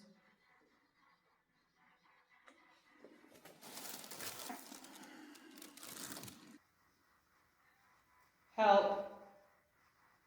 What do you need help with?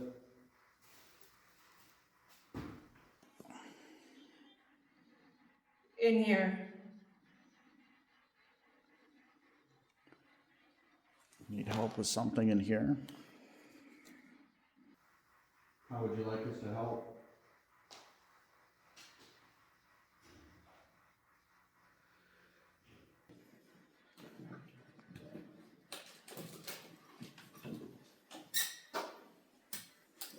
Is there any? Oh.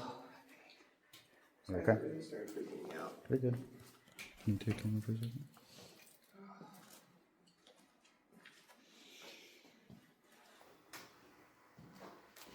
Too many frequencies going off because you try to catch what they were saying. Can you tell us what year it is?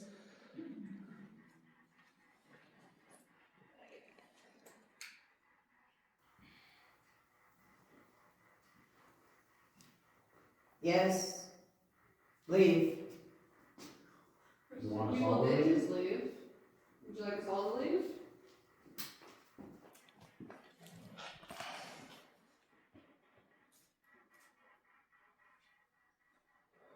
See, it's weird how it's jumping back and forth between the two.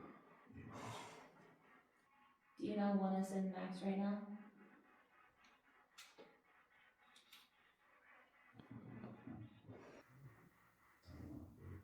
You can stop. Stop what? Do you want us to stop doing what we're doing right now and trying to communicate with you?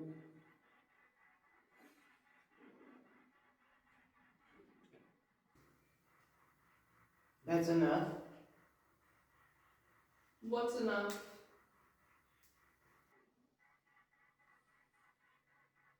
Are you overwhelmed?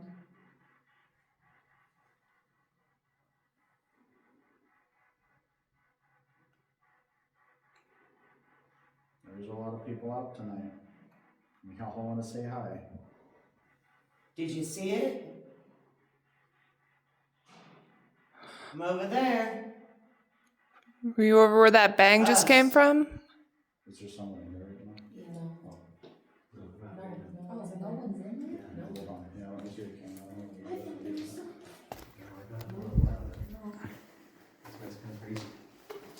Should I be putting in that cell or putting the blackout cell back Do you have there? EMF on you?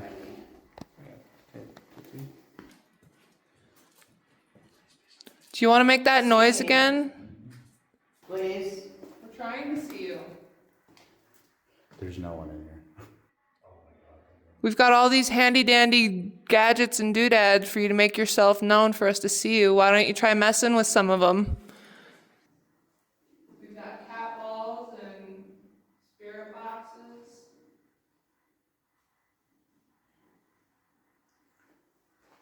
EMF recorders. Look. I'm looking. Excuse me. I'm sorry, did I intrude? I didn't mean to.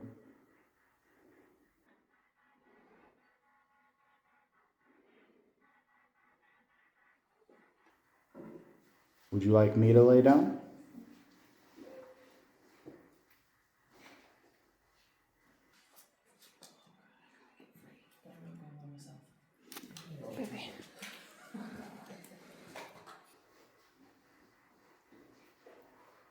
Whoa, I'm getting spikes over here. I got up to a 3. Is that you?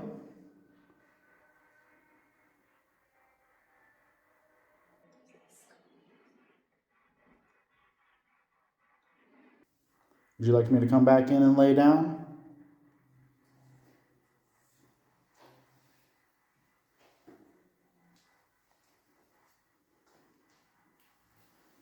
I'm coming in, okay?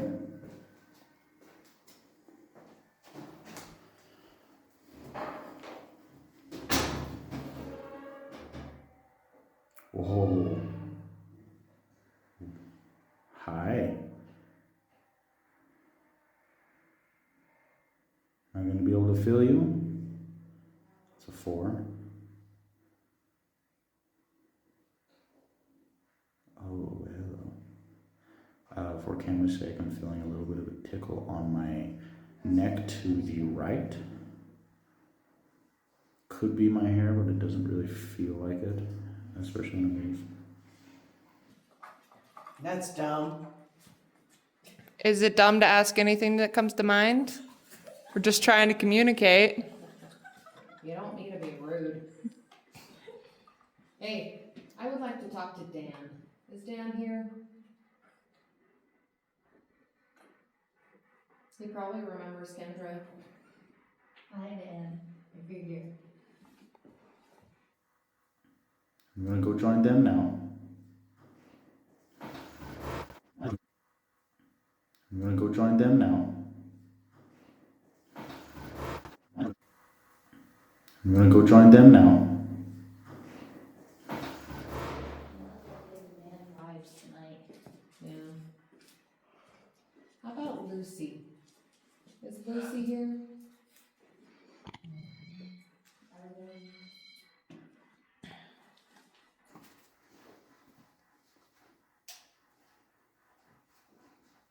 Sure would like a name. Hey. Is that Lucy? How you doing? Where's Dan? Oh, there's Dan. I'm good. How are you, Dan? We got a spike 3 over here.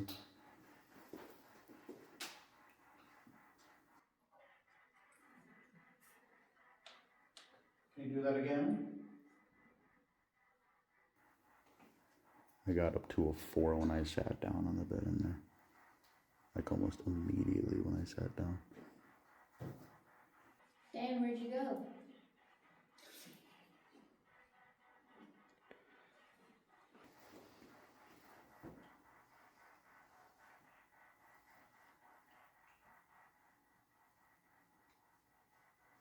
Getting a couple spikes over here again. Are you just checking us all out? Getting to know us a little bit? I guess. Is there anything you'd like to know? Yes. What would you like to know?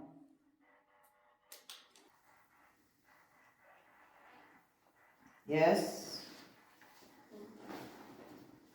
That doesn't exactly narrow it down. Got up to a 4.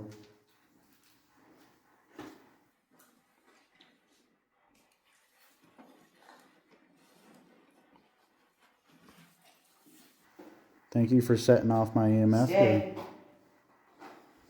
Well, you weren't talking to us, so we're gonna go. Can you say Stay. Well, ask us a question then that you want to know. You said you wanted to get to know us. Ask us something. Otherwise, we're probably going to leave because you haven't been talking to us.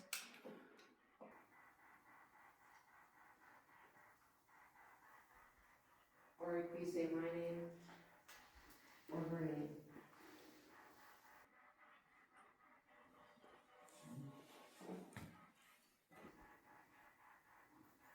Three spike over here. A constant one too. There it goes. Okay. Okay.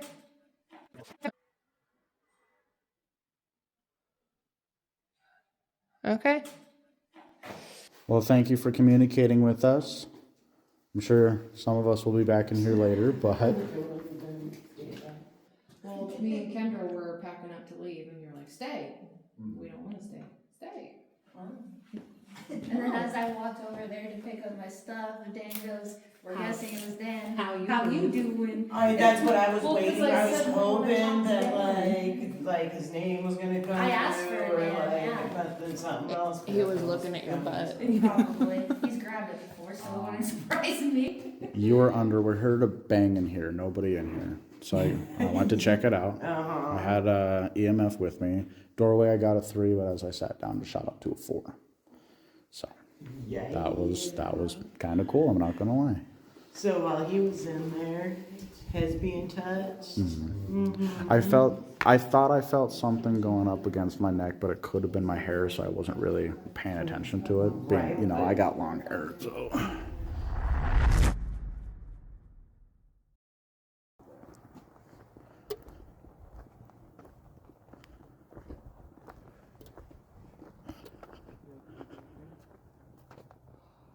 This method was unpleasant. Is there someone standing at the very end of this? Or is that a sign? I think it is. Okay. I see what you're talking about, though. Yeah. It seems like there's still a lot of people in the cell blocks. Hmm. So definitely admin building first. Yeah, well, you probably got to go around, though. You okay? Yes. Those guys are going a different way. We want to follow them. Or is that... Yeah, we'll just follow them.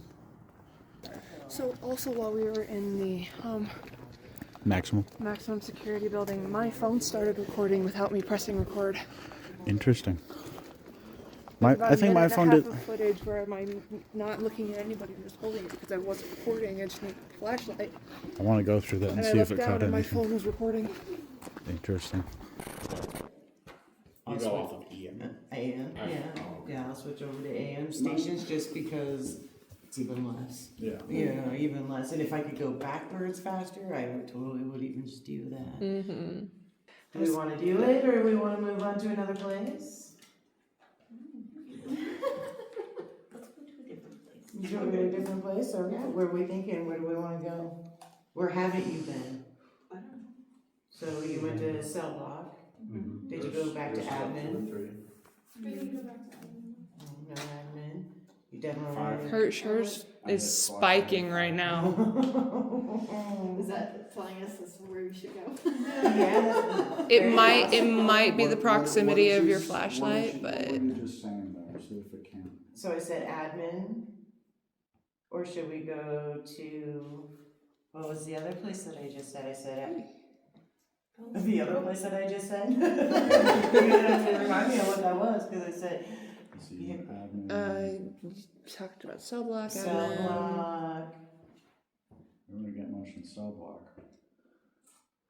But I mean, the night's crawling on. Probably starting to get close to it. So I had this phone stationed up recording the whole time during all the Estes. Flashlights up there. Oh, wow.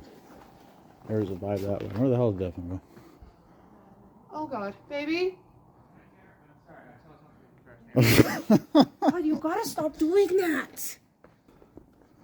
Did he ever explain what that trap door in the No, he didn't. Before hopping in there, I didn't check out this one? Yeah. Wait. Going back in there. Oh, there's Get people. some good footage of that fucking trap door. So. That'll be right. Oh. Yeah, I'm gonna ask him about that if you find him.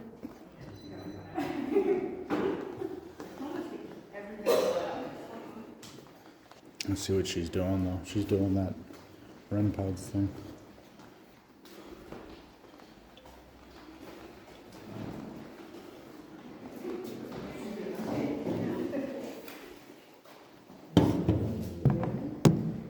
Checking on Brave footage. Now this I'm a big one. dog, I can do this. This one's still a newer piece of equipment. I am now recording. Let's see if we can get this to calibrate. There we go. You wanted to do USDs? My God, Would anybody like to carry around Tri-Field? I will. What does this do? How do I do this? It reads 3 different meters. It's like an EMF, but it reads other meters at the same time. So you just walk around any spikes. You'll see your peak up here, and then this will be kind of like where it's peaking at. But then we also have pods and this. So we got REM pods, EMFs. We have the Tri-Field. Just K2, just we are going to do, let's see, let's do the human pendulum first and see, get him talking, and then we'll get you into Estes and see what Sounds like a neat new one that I haven't really done yet. So. Alright, so I need 3 of you. I volunteer. Yeah. I need 2 more. Are you guys volunteering? What does this entail? Yeah. Where are you stationing this up? It's literally right here. Perfect. And then I'll have someone. Where do you want me? Want you in the middle? Huh? Right in between. And let's move over just a smidgen. And now so we this experiment literally right here because it's literally in this little area. So it makes it easy. So you trust fall. You guys have never done trust fall, right? Yeah. So face one of them and this one. So let's do that. Yes, you face her. There we go. Perfect. All right. And then close in a little bit. She's gonna be, making sure that she's gonna get. I'm already. Is that camera rolling? Yes. Good, because they're ready to communicate. If you wouldn't mind taking it, I'm just trying to think about it. Trying to stay.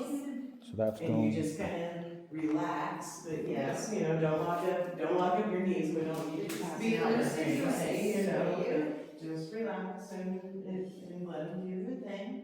What's your name?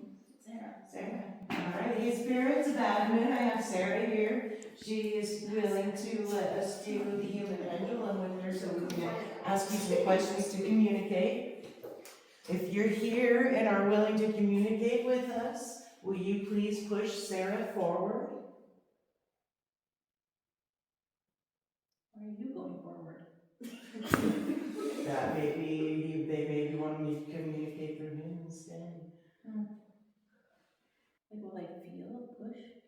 Not a push, but you're gonna feel like you're wanting to fall a certain direction is more what it's like. It's not necessarily like a full-on push, but spirits, if you're here with us, will you push Sarah backwards?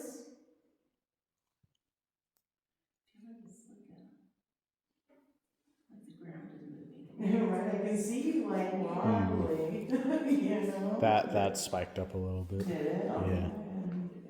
Do you mind if I grab this and kind of just hold it in front of me? I want to see. If you're willing to communicate through Sarah, will you push her forward, please? Nope, stopping it. You don't have to stop it. He's here, he's not gonna let you go anywhere. Perfect, well thank you. If you are a female, push Sarah forward. If you are a male, push Sarah backwards. So we're talking with a male right now. Awesome, thank you. Alright, now Spirit, I appreciate that. Were you here during the 1959 riot? If so, push Sarah forward. If not, push her backwards. That's weird. Going backwards, alright, so no, you were not. Okay. Definitely not here during the riots. Okay, gotcha. No worries. If you were here after the riots, push her forward. If you were here before the riots, push her backwards. Before the riots. Wow, Okay. So you were one of the OGs, okay. You were a prisoner, push her forward. If you worked here, push her backwards. It's just really weird. Okay. I'm trying to stay still. Did you do admin work? If so, push Sarah forward. No, I'm going back. What was that sound? Oh, was it? Okay. What was that noise? Did you hear that? Yeah, was that device or something like that? I heard like a weird whistling. I didn't hear that. Is it the way the devices, the motion detector ones? It didn't really sound like that, but it could have been. Alright, spirits, if you're still here with us, push Sarah forward, please.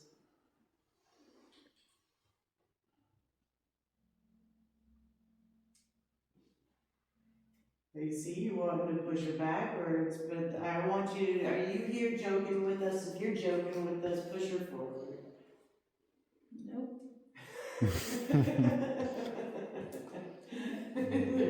Nope. If you want us to switch people, push her forward. Yeah, let's do that. I'm pushing myself forward. You're pushing yourself forward. I kind of want to give that I do kind of want to give that a try, mostly in the middle, because I do want to see what that's like. I don't know. I'm just going to hold the camera, though. Sarah, would you come hold this camera? This camera? Are you alright with this? Is this yours?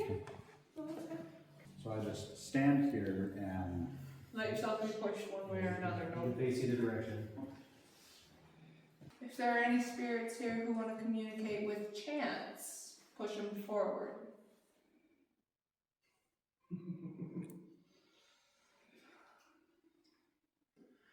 that is weird. That is If we're speaking with a female, push chants forward. If we're speaking with a male, push chants backwards. So we're still talking to a man. It's like losing your balance Mhm. and not being able to regain it. If you were an inmate in the prison, push chants forward.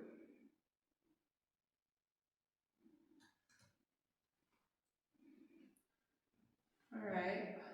If you prefer to communicate through males, push him forward. If you communicate through females, oh, there we go, that answered my question. So you like to communicate through males more, alright. Were you here, if you were here more than 5 years, push him backwards. Ooh, that was a big push, alright, so definitely more than 5. If you were here more than 10 years, push him forwards. Less than 10 years, push him backwards.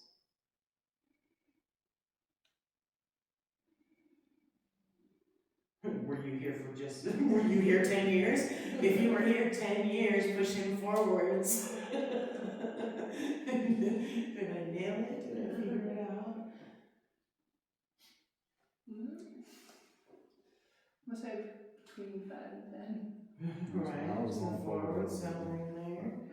If there's more than 2 spirits in this building with us, push him.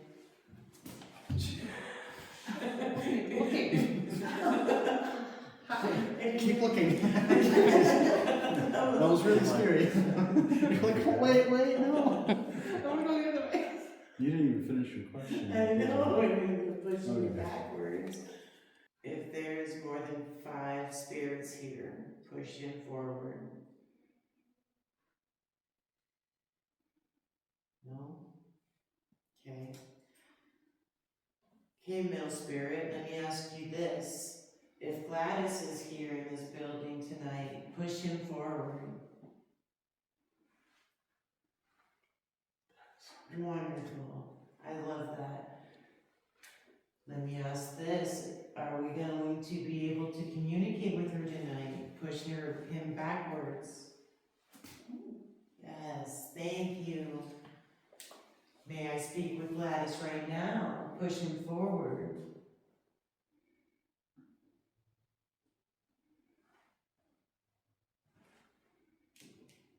Gladys, if I'm talking to you, will you push him backwards, please?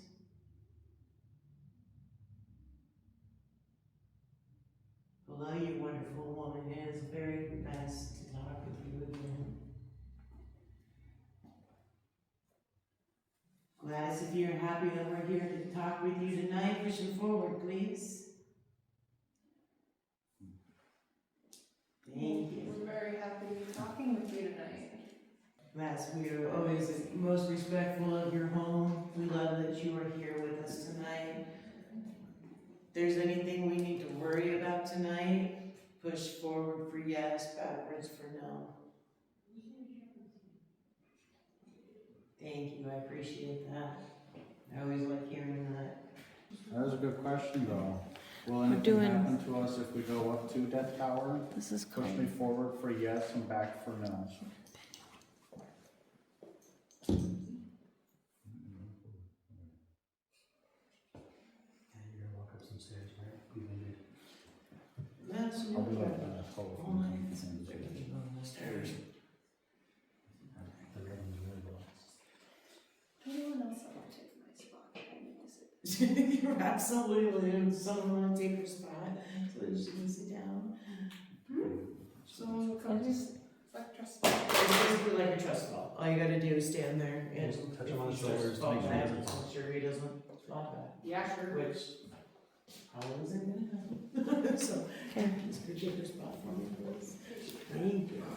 So guys, we just switch people a little bit. Love that you're here tonight. One of my favorite spirits that we get to communicate with. The prisoners loved you. You were very, very well respected. You made Turkey Pete his checks, if that's correct. Push him backwards for me, please. Thank you.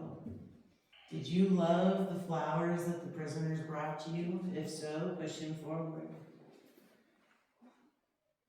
I bet that would have been amazing. So the prisoners would bring her flowers. She was a secretary here.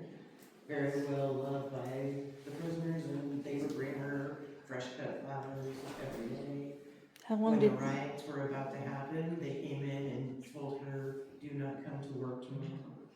And so she did not, and the riots happened. So, class, if you appreciated the warning that they gave you for the riots, push him backwards for me, please.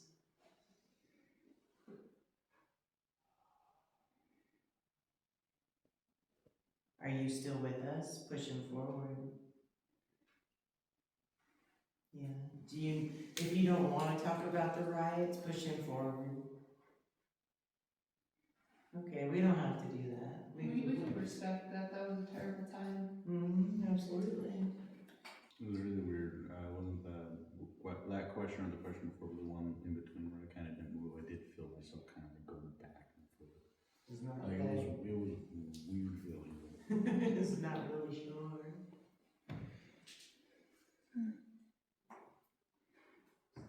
Gladys, did you enjoy your time working at the prison? Push Chance forward for yes and push him back for no.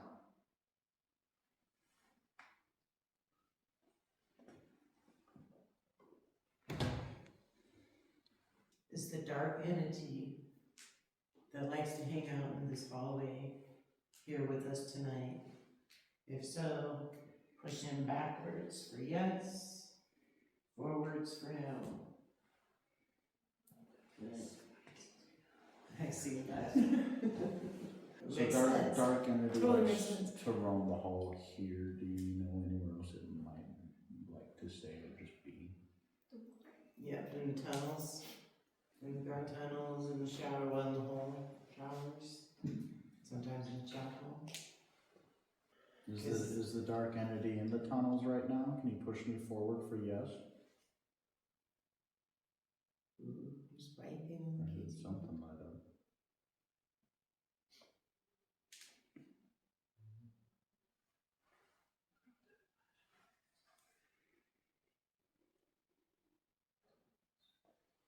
Oh, it makes sense because every time I've gone over there, I feel something weird in there.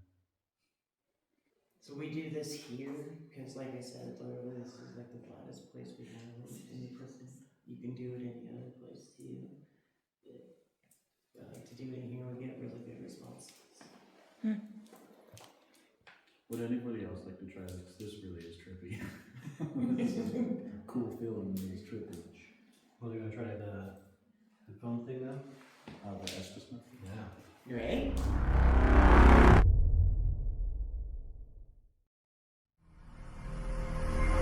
So I'm gonna turn this on, and up here is the dial, and you'll feel it's round, it's my bottom. Here's where you can hear us, and here you're.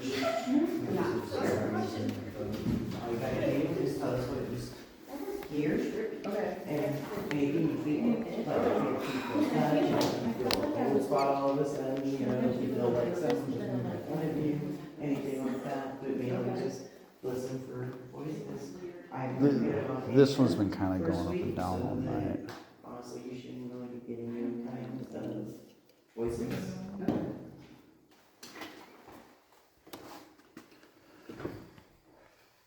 I guess I'm just gonna close my eyes. Yeah, I'm gonna touch your shoulder when I'm ready for you to stop, so don't let me freak you out when I do that, okay? Okay, wait one second. It's a jump scare and a half. I've been there. Yeah, because, yeah, once you go on into training, Try and close my eyes. Just trust me. All right, spirits, ready to communicate with you? Who we got going on here tonight?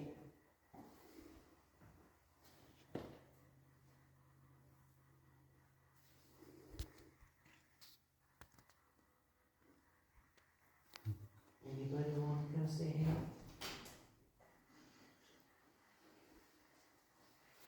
Sounds like something is trying to come through, but it just is not sounding like anything. Yeah. That's kind of what I was getting with mine when I was doing mine in the maximum. That little thing keeps flashing there. Are you having a tough time using the spirit box to communicate? Yes, maybe? Is there anything we could do to help?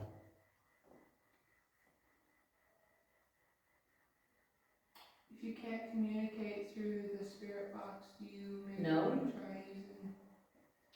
You want to try using some of the REM pods? You can go make one of them go off. We've got a couple just outside these doors here. I don't know if I just heard one of them go off, I but it just sounded heard like, one. I think it might be the one out in yeah, I heard that. artifact room. Okay, so sounds like Yeah, it could have been other people too. you play with the REM pods, make them light up if the spirit box is too much for you. All you gotta do is get close enough to them.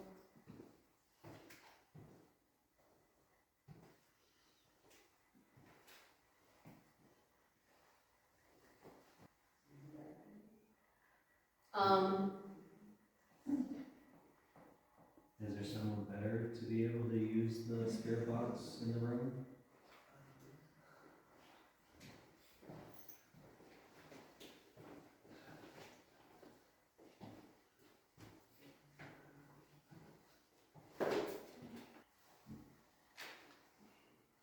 Am I doing this wrong? It just doesn't sound like words at all. Yeah.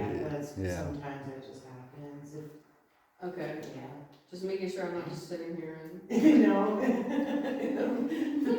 I mean, the EMF over here is kind of going off. It's spiking every now and again, but is there just too many people here right now, so it's making it really hard for you guys to communicate?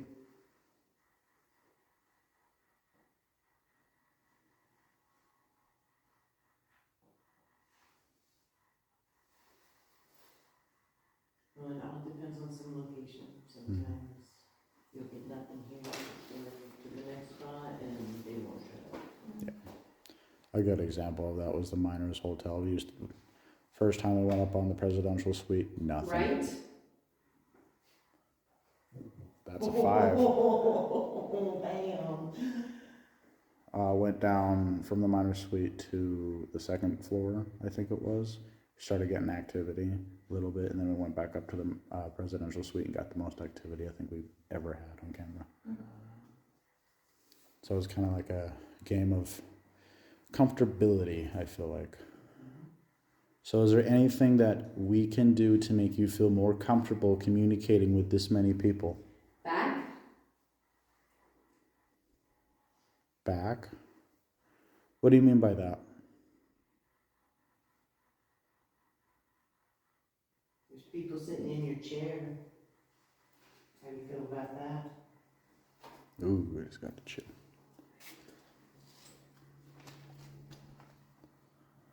It's not me, so it's fine. I like it.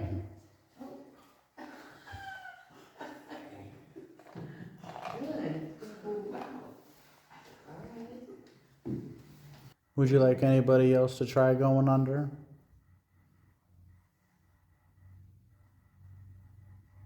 Right? Right again. What's to the right? Could be right is incorrect. Could be. You probably don't know a whole lot of our names here. But is there any names that you could say you would like to be sitting in that chair under those headphones right now? Right. Right again. I wonder if maybe direction right, so it would be, I think, you as the closest right. Oh, sure. She's the most comfortable. What's the man's name that we were talking to earlier? Doing human pendulum. What's your name?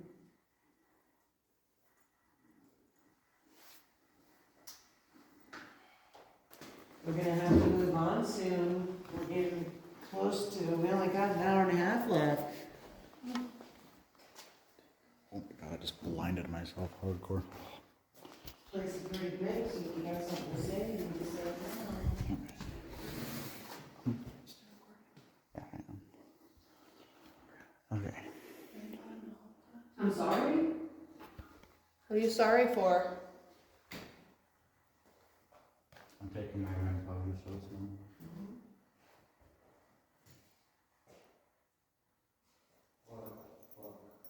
What?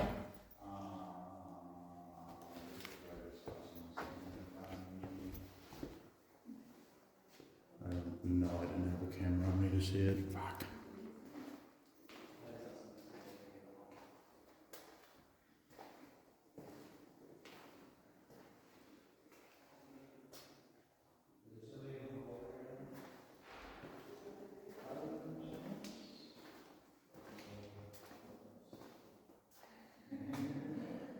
Mannequin in there just so it's known.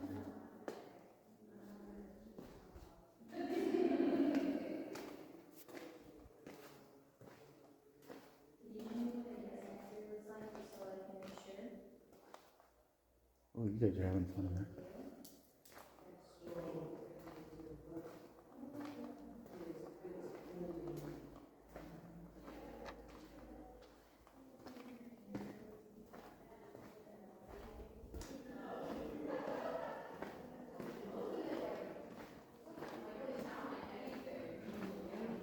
There was one, like, I just felt like it just sounded like a really long note. It was weird.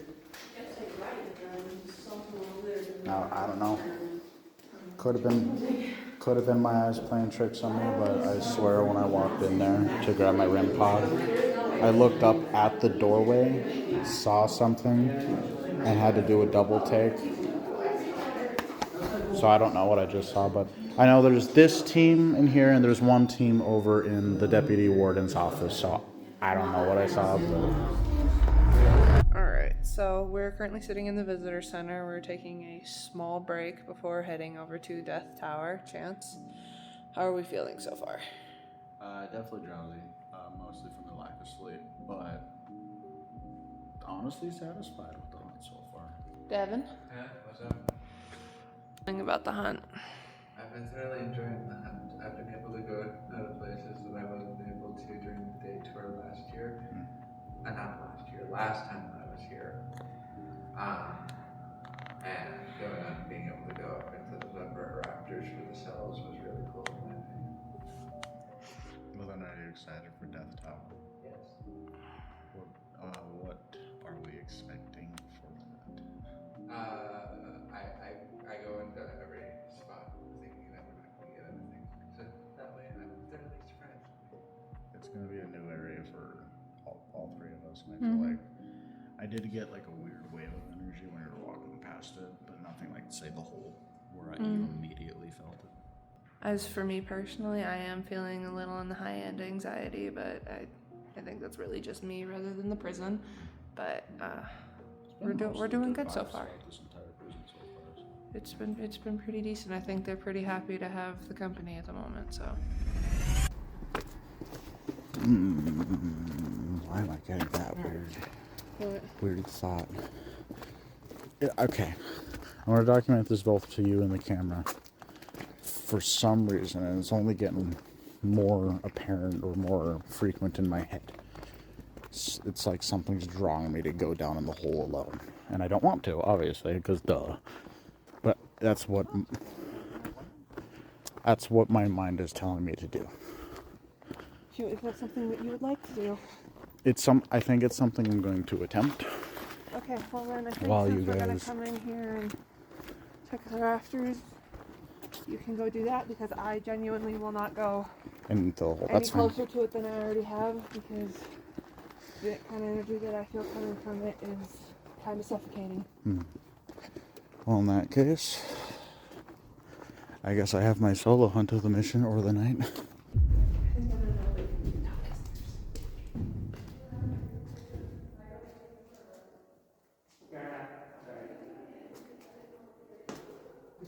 Coming down.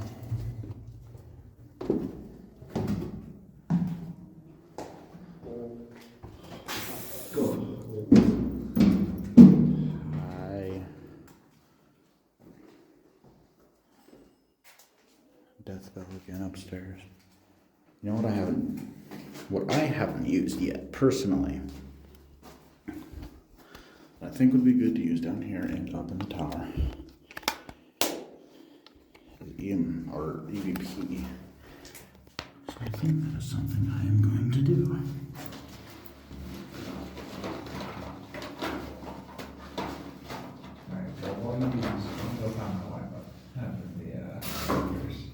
Nobody else is down here, right? Huh? Nobody else is down here right now? In the hole? No. Okay. Cool. EVP recorder, of course, this will capture any voices. I'm going to be putting this right here, right in front of me. So if anything wants to talk, you're more than welcome to do so. Alright. This is Chance Johnson, setting the recorder down. This is Chance Johnson in the hole at the old Montana State Prison. It is May 23rd. I'm currently alone down in the hole. Is there anybody down here that would like to talk to me right now? It is cold in here. What's your name?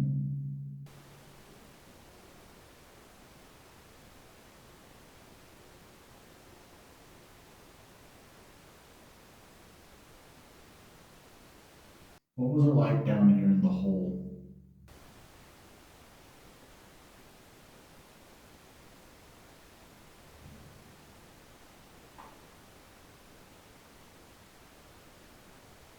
What did you do to be put down in the hole?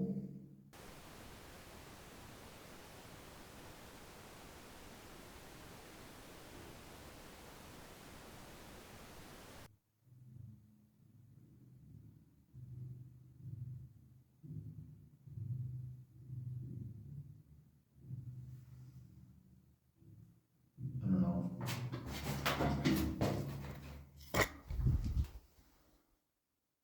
Thought I saw movement in front of me, just outside the door here. I wasn't sure.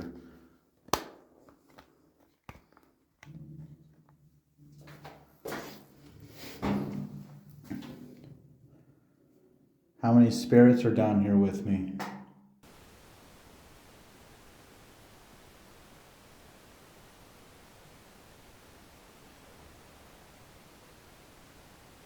Is there anything you would like to say?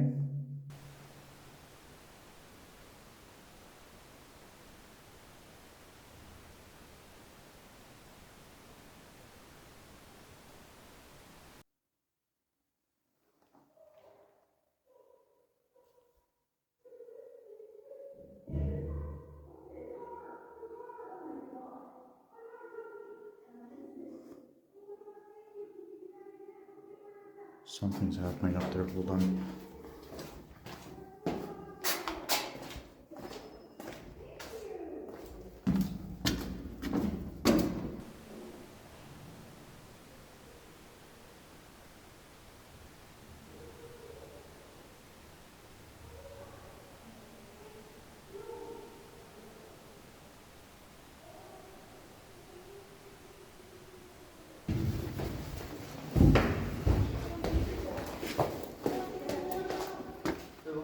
What happened? Yeah.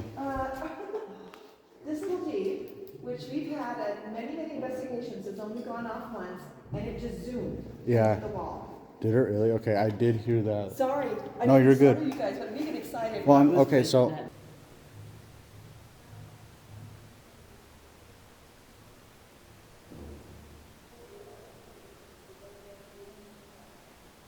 I can't believe you did that.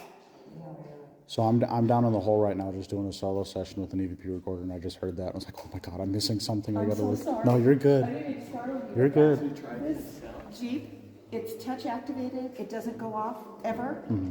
We went to Miss Brockle last night. It didn't go off. It's only been off one time. And the fact that it just straight darted. off. It's like, thank you. Thank you. And thank you for doing that. Oh It was on, it'll be on camera, but I missed it because I were in Estes. I was in Estes. Okay. I missed Well, it. I'm gonna go back down to my solo session, but that was cool. You're good.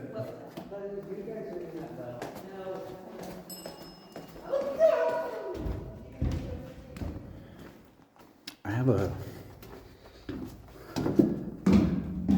weird idea I want to try. I also left the EVP recorder down here, which it is, by the looks of it, still recording.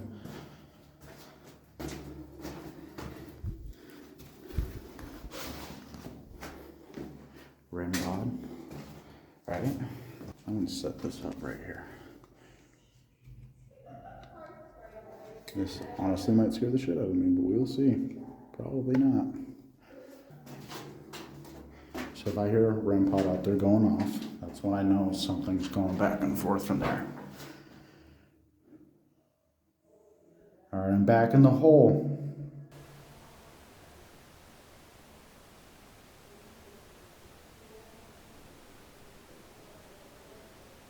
Oh, it got really bad chill. It is really cold in here right now, so I'm not going to say that's anything spiritual, but I've been getting a lot of chills down here. Yeah?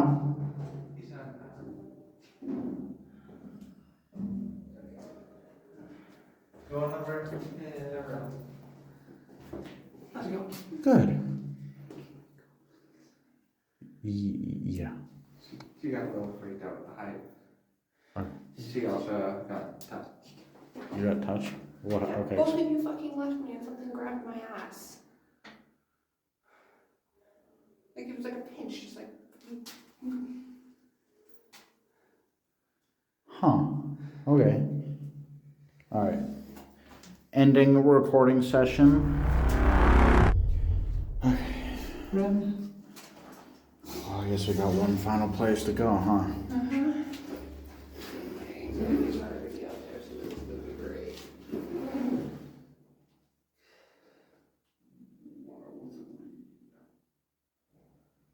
What?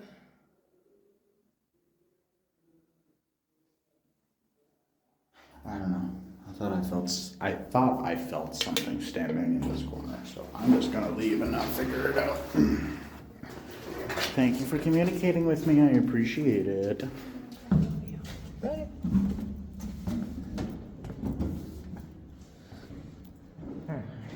Best way out of here, closer to the this way.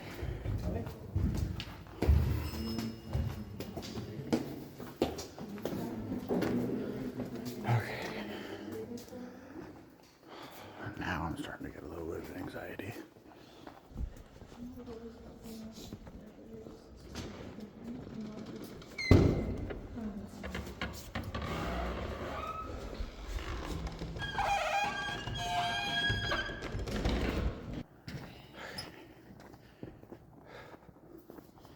Ta-da!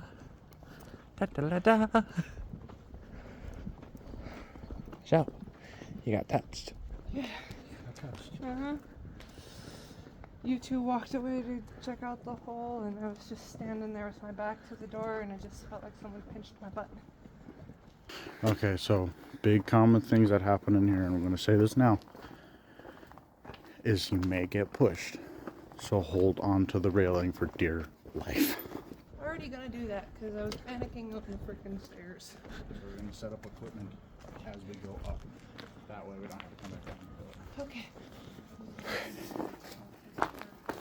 Hi guys. Hello.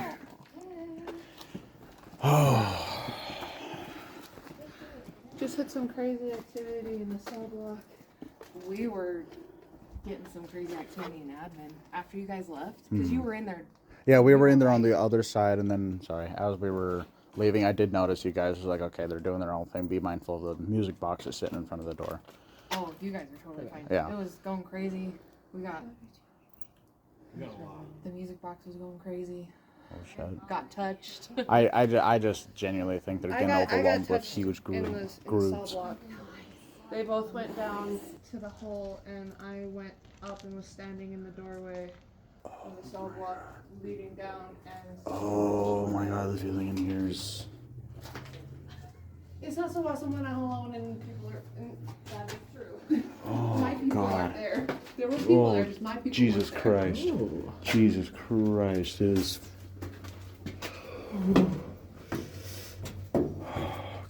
Please don't make me go last.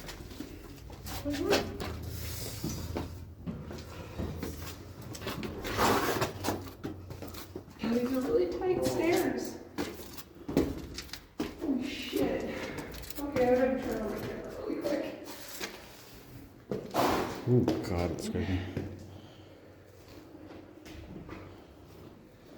So this is a place that literally almost no one is allowed in. No, public is never allowed in this building. This is a special. No, this for the camera. Really, really heavy feeling. Yeah, because putting on the something up those stairs, my legs feel like fucking weights. I'm gonna just leave drink here. Do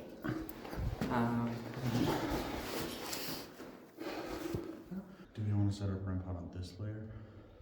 I mean, how high up does it go? I'm pretty sure this. I cannot go to. Let me know. I'll set it up.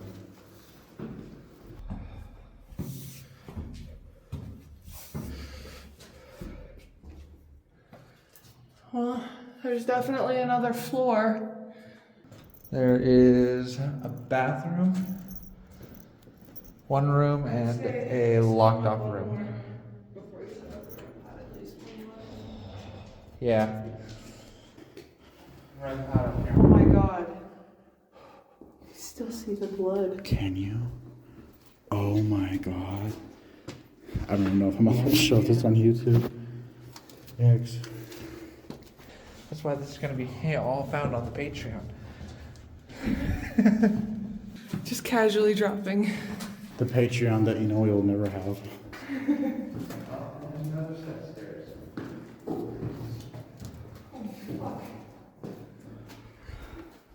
Another bathroom, even smaller. No, I think. They were at the very top of the tower. I think this might be our last set of stairs. Yeah, no. I do know this. Because this is where the picture is of the blood coming down the stairs. Yeah. So this is it. Holy crap, these stairs are a little steep. Oh, and they feel a little hard to get up.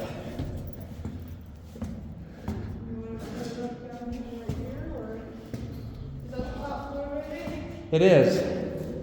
This will be it then. Very echoey in here. Oh, what's you? What are you? Oh. Oh my God. When the heck did we go and change bags? At some point, I don't know. It just happened. That was me. That was me on the door. That was my hand on the door. I always go on and the wrong one first.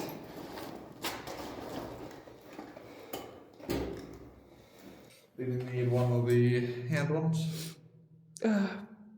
One that opens up into a stand. The room where they shot the bazooka.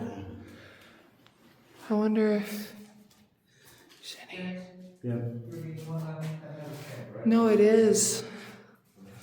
Look at this. Oh my god, look at it. This is the room.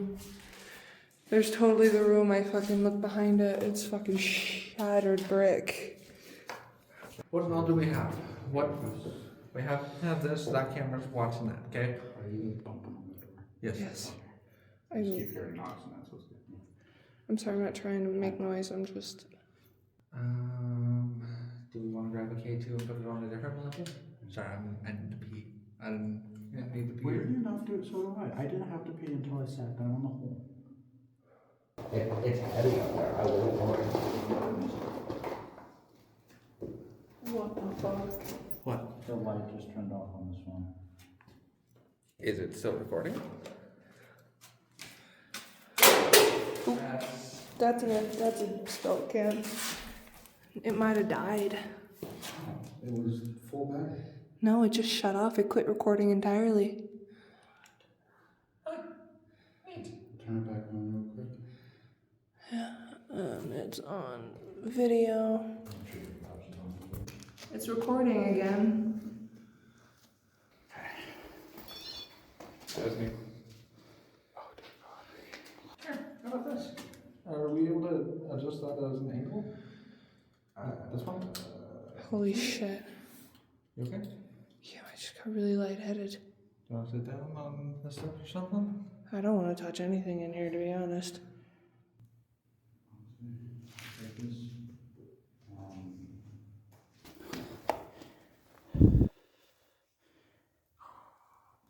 What? Give me a spirit box. Set up a spirit box. S7 or S11? Whatever you want. It's going to go on and go up. Ooh, that it's one's going almost to good. go upstairs near the picture object, but it's not going to go on the watching picture object. Okay, well then, if that's the case. Okay, I will ask you to set it up because his second segment, hang it up.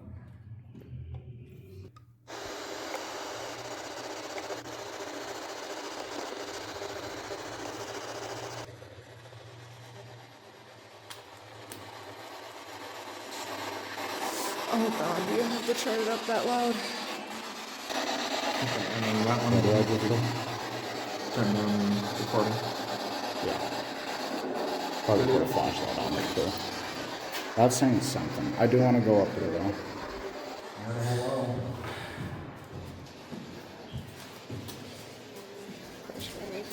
Do you want me to grab this bag?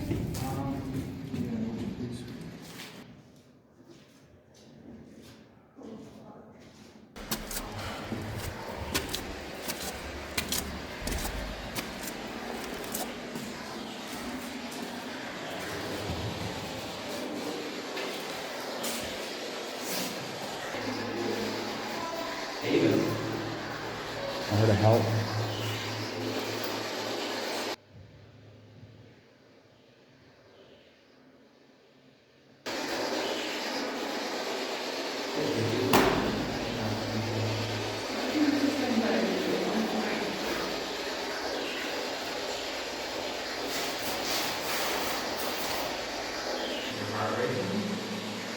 A bit.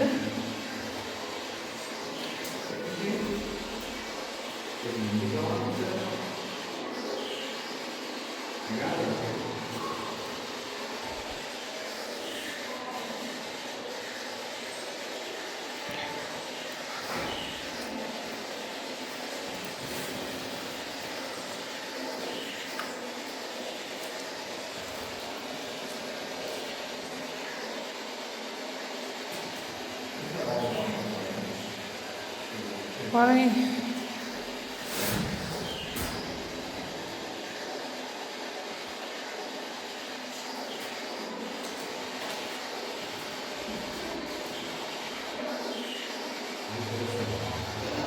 It is.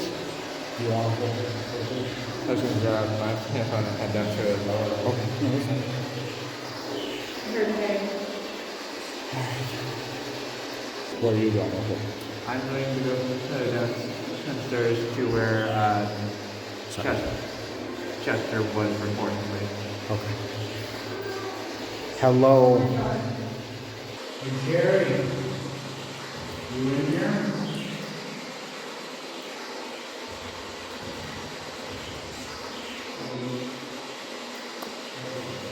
That one's off again.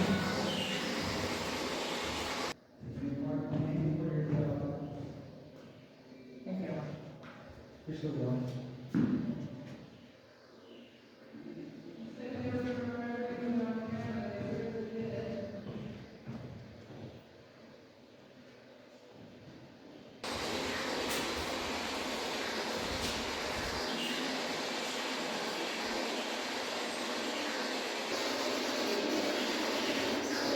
It's cold.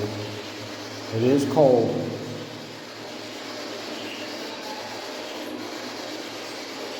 There's a lot of voices coming through that right now. Hey, Jerry. Did you know how your life was going to end?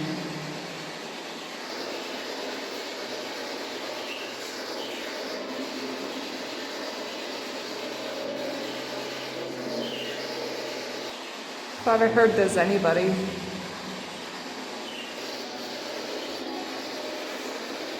so echoey in here. I can't even straight. Is Lee Smart here with you?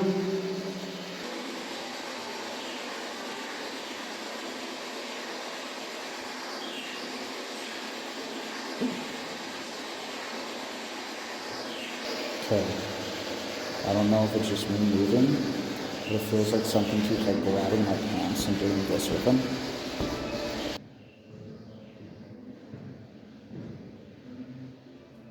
Devin's coming back up the stairs.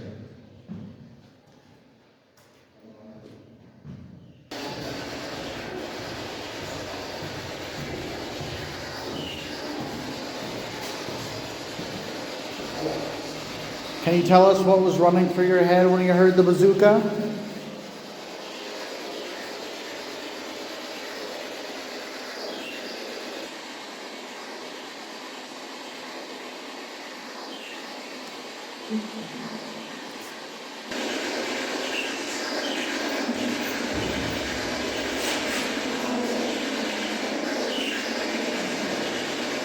Can you tell me why you killed Deputy Warden Ted Roth?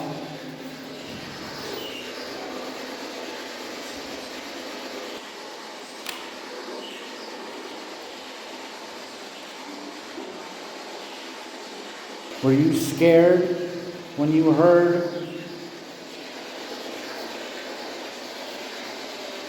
that the National Guard was coming here? Or did you hear it? I'm pretty sure I just heard a fuck no.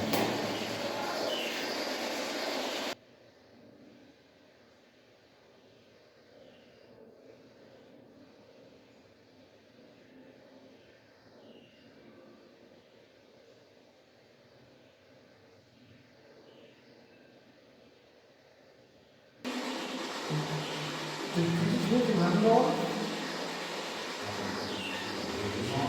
I thought I heard the run door.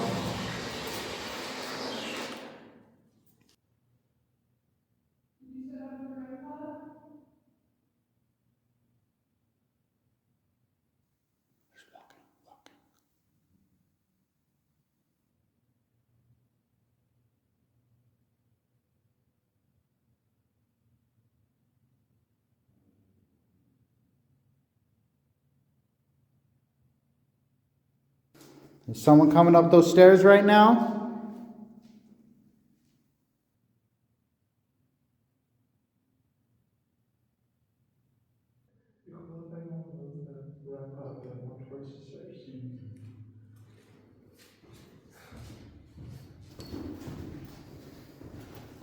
Is this the Devil's Tower or the Death Tower? The Death Tower. The Death. Death Tower because they locked people. Ouch. Oh, I'm getting a sharp pain in my back. Oh. Hey, camera, I'm moving this. It's gonna go over next to the stairs more.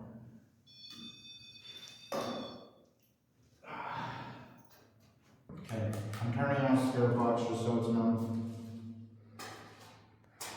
Copy that. So the way we're gonna do this now. What? The way I'm gonna do this now. I want them to make sound. Stepping over the rim. I was stepping over the rim. Jerry, if you're up here with us, can you tap or knock on one of these walls?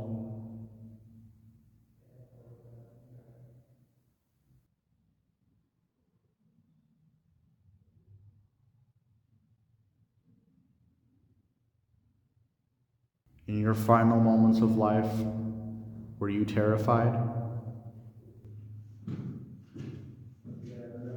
That is me. Can do. I've been asking Jerry a lot of questions. Can I hear from Lee Smart?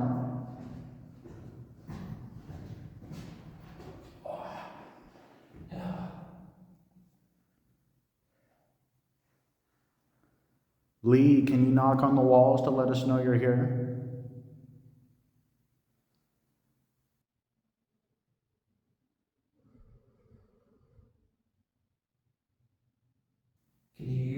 recommend you to go on and tap on something, the radiator, these pipes, maybe even the wood covering the window.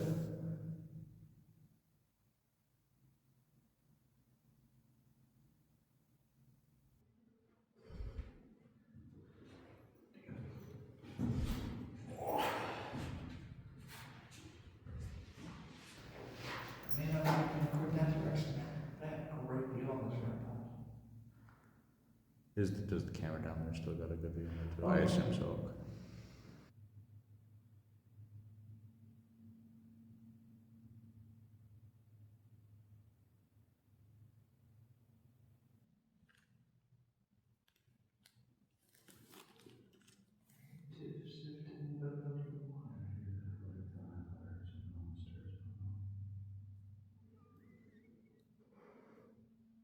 Can you give us a sign that you're here with us?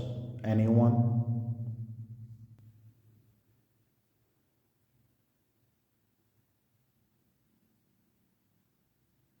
Can you move something?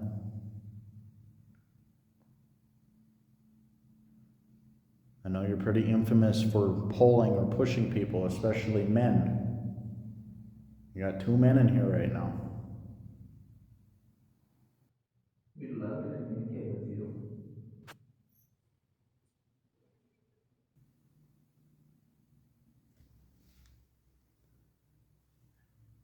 Yeah.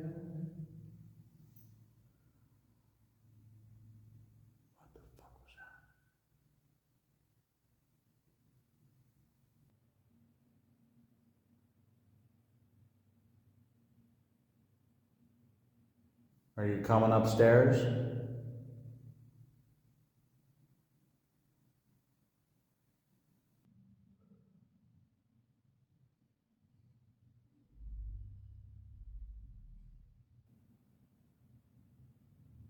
That was my phone going on, trying to go straight to a fucking update at 1 a.m. Oh yeah, that's like a weird rattling.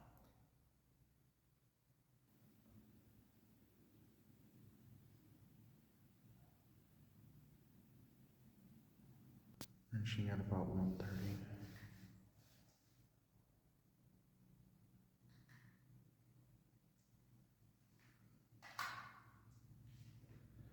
This is Proving Paranormal Team on the top floor of the dead tower.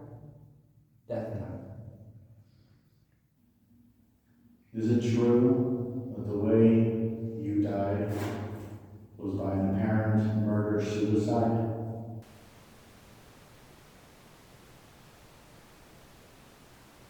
An accidental murder at that. Because no one wants to hurt the one that they love.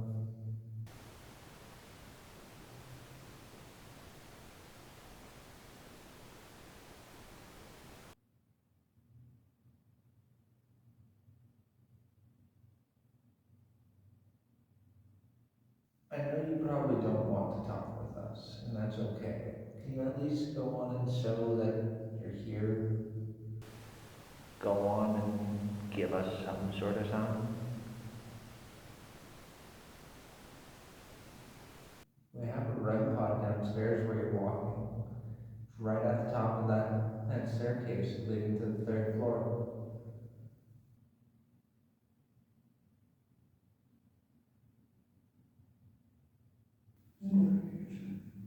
Okay. Quick time check is 1:29. Checking about. Well then,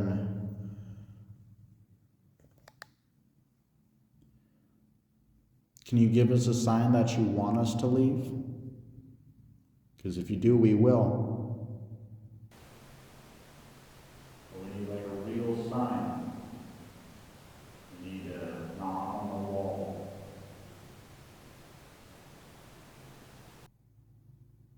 Or even to hear your voice.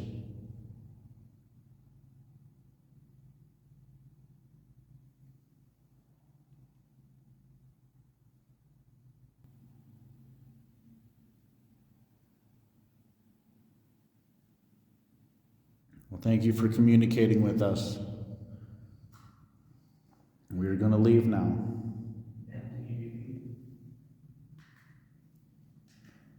that we hear your story, that we understand the outcome of it from only what we've heard. And we hope that your story is being told correctly, because nobody deserves a story that is told miscorrectly. So Jerry or Lee, if you're there listening to us, you made a name for yourselves. You're still talked about in your lunch years later. This town won't forget.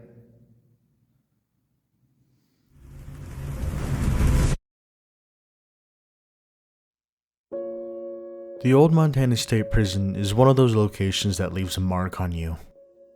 Whether that be emotionally through the many stories that came out of this complex, or spiritually through the many stories that were left untold. While it may not have been our most active night, thanks to all the different energies all at once, this hunt was still one that we will remember for as long as we live. This prison is full of emotional scars, thanks to the history that still remains within its walls. But one thing is for certain, and it's that these spirits are here to tell their stories. They are here to show what it's like to live like they did inside of this complex. As a team, we were shown that there is more to spirits than just ghostly phenomenon or phantom voices. So still, even after all we've already captured in previous hunts, and all we are yet to capture in upcoming hunts, we strive to prove to the world that these spirits are real and that they have stories to tell. We aim to tell these stories through our evidence as we did today. So now we are left to wonder, what's next?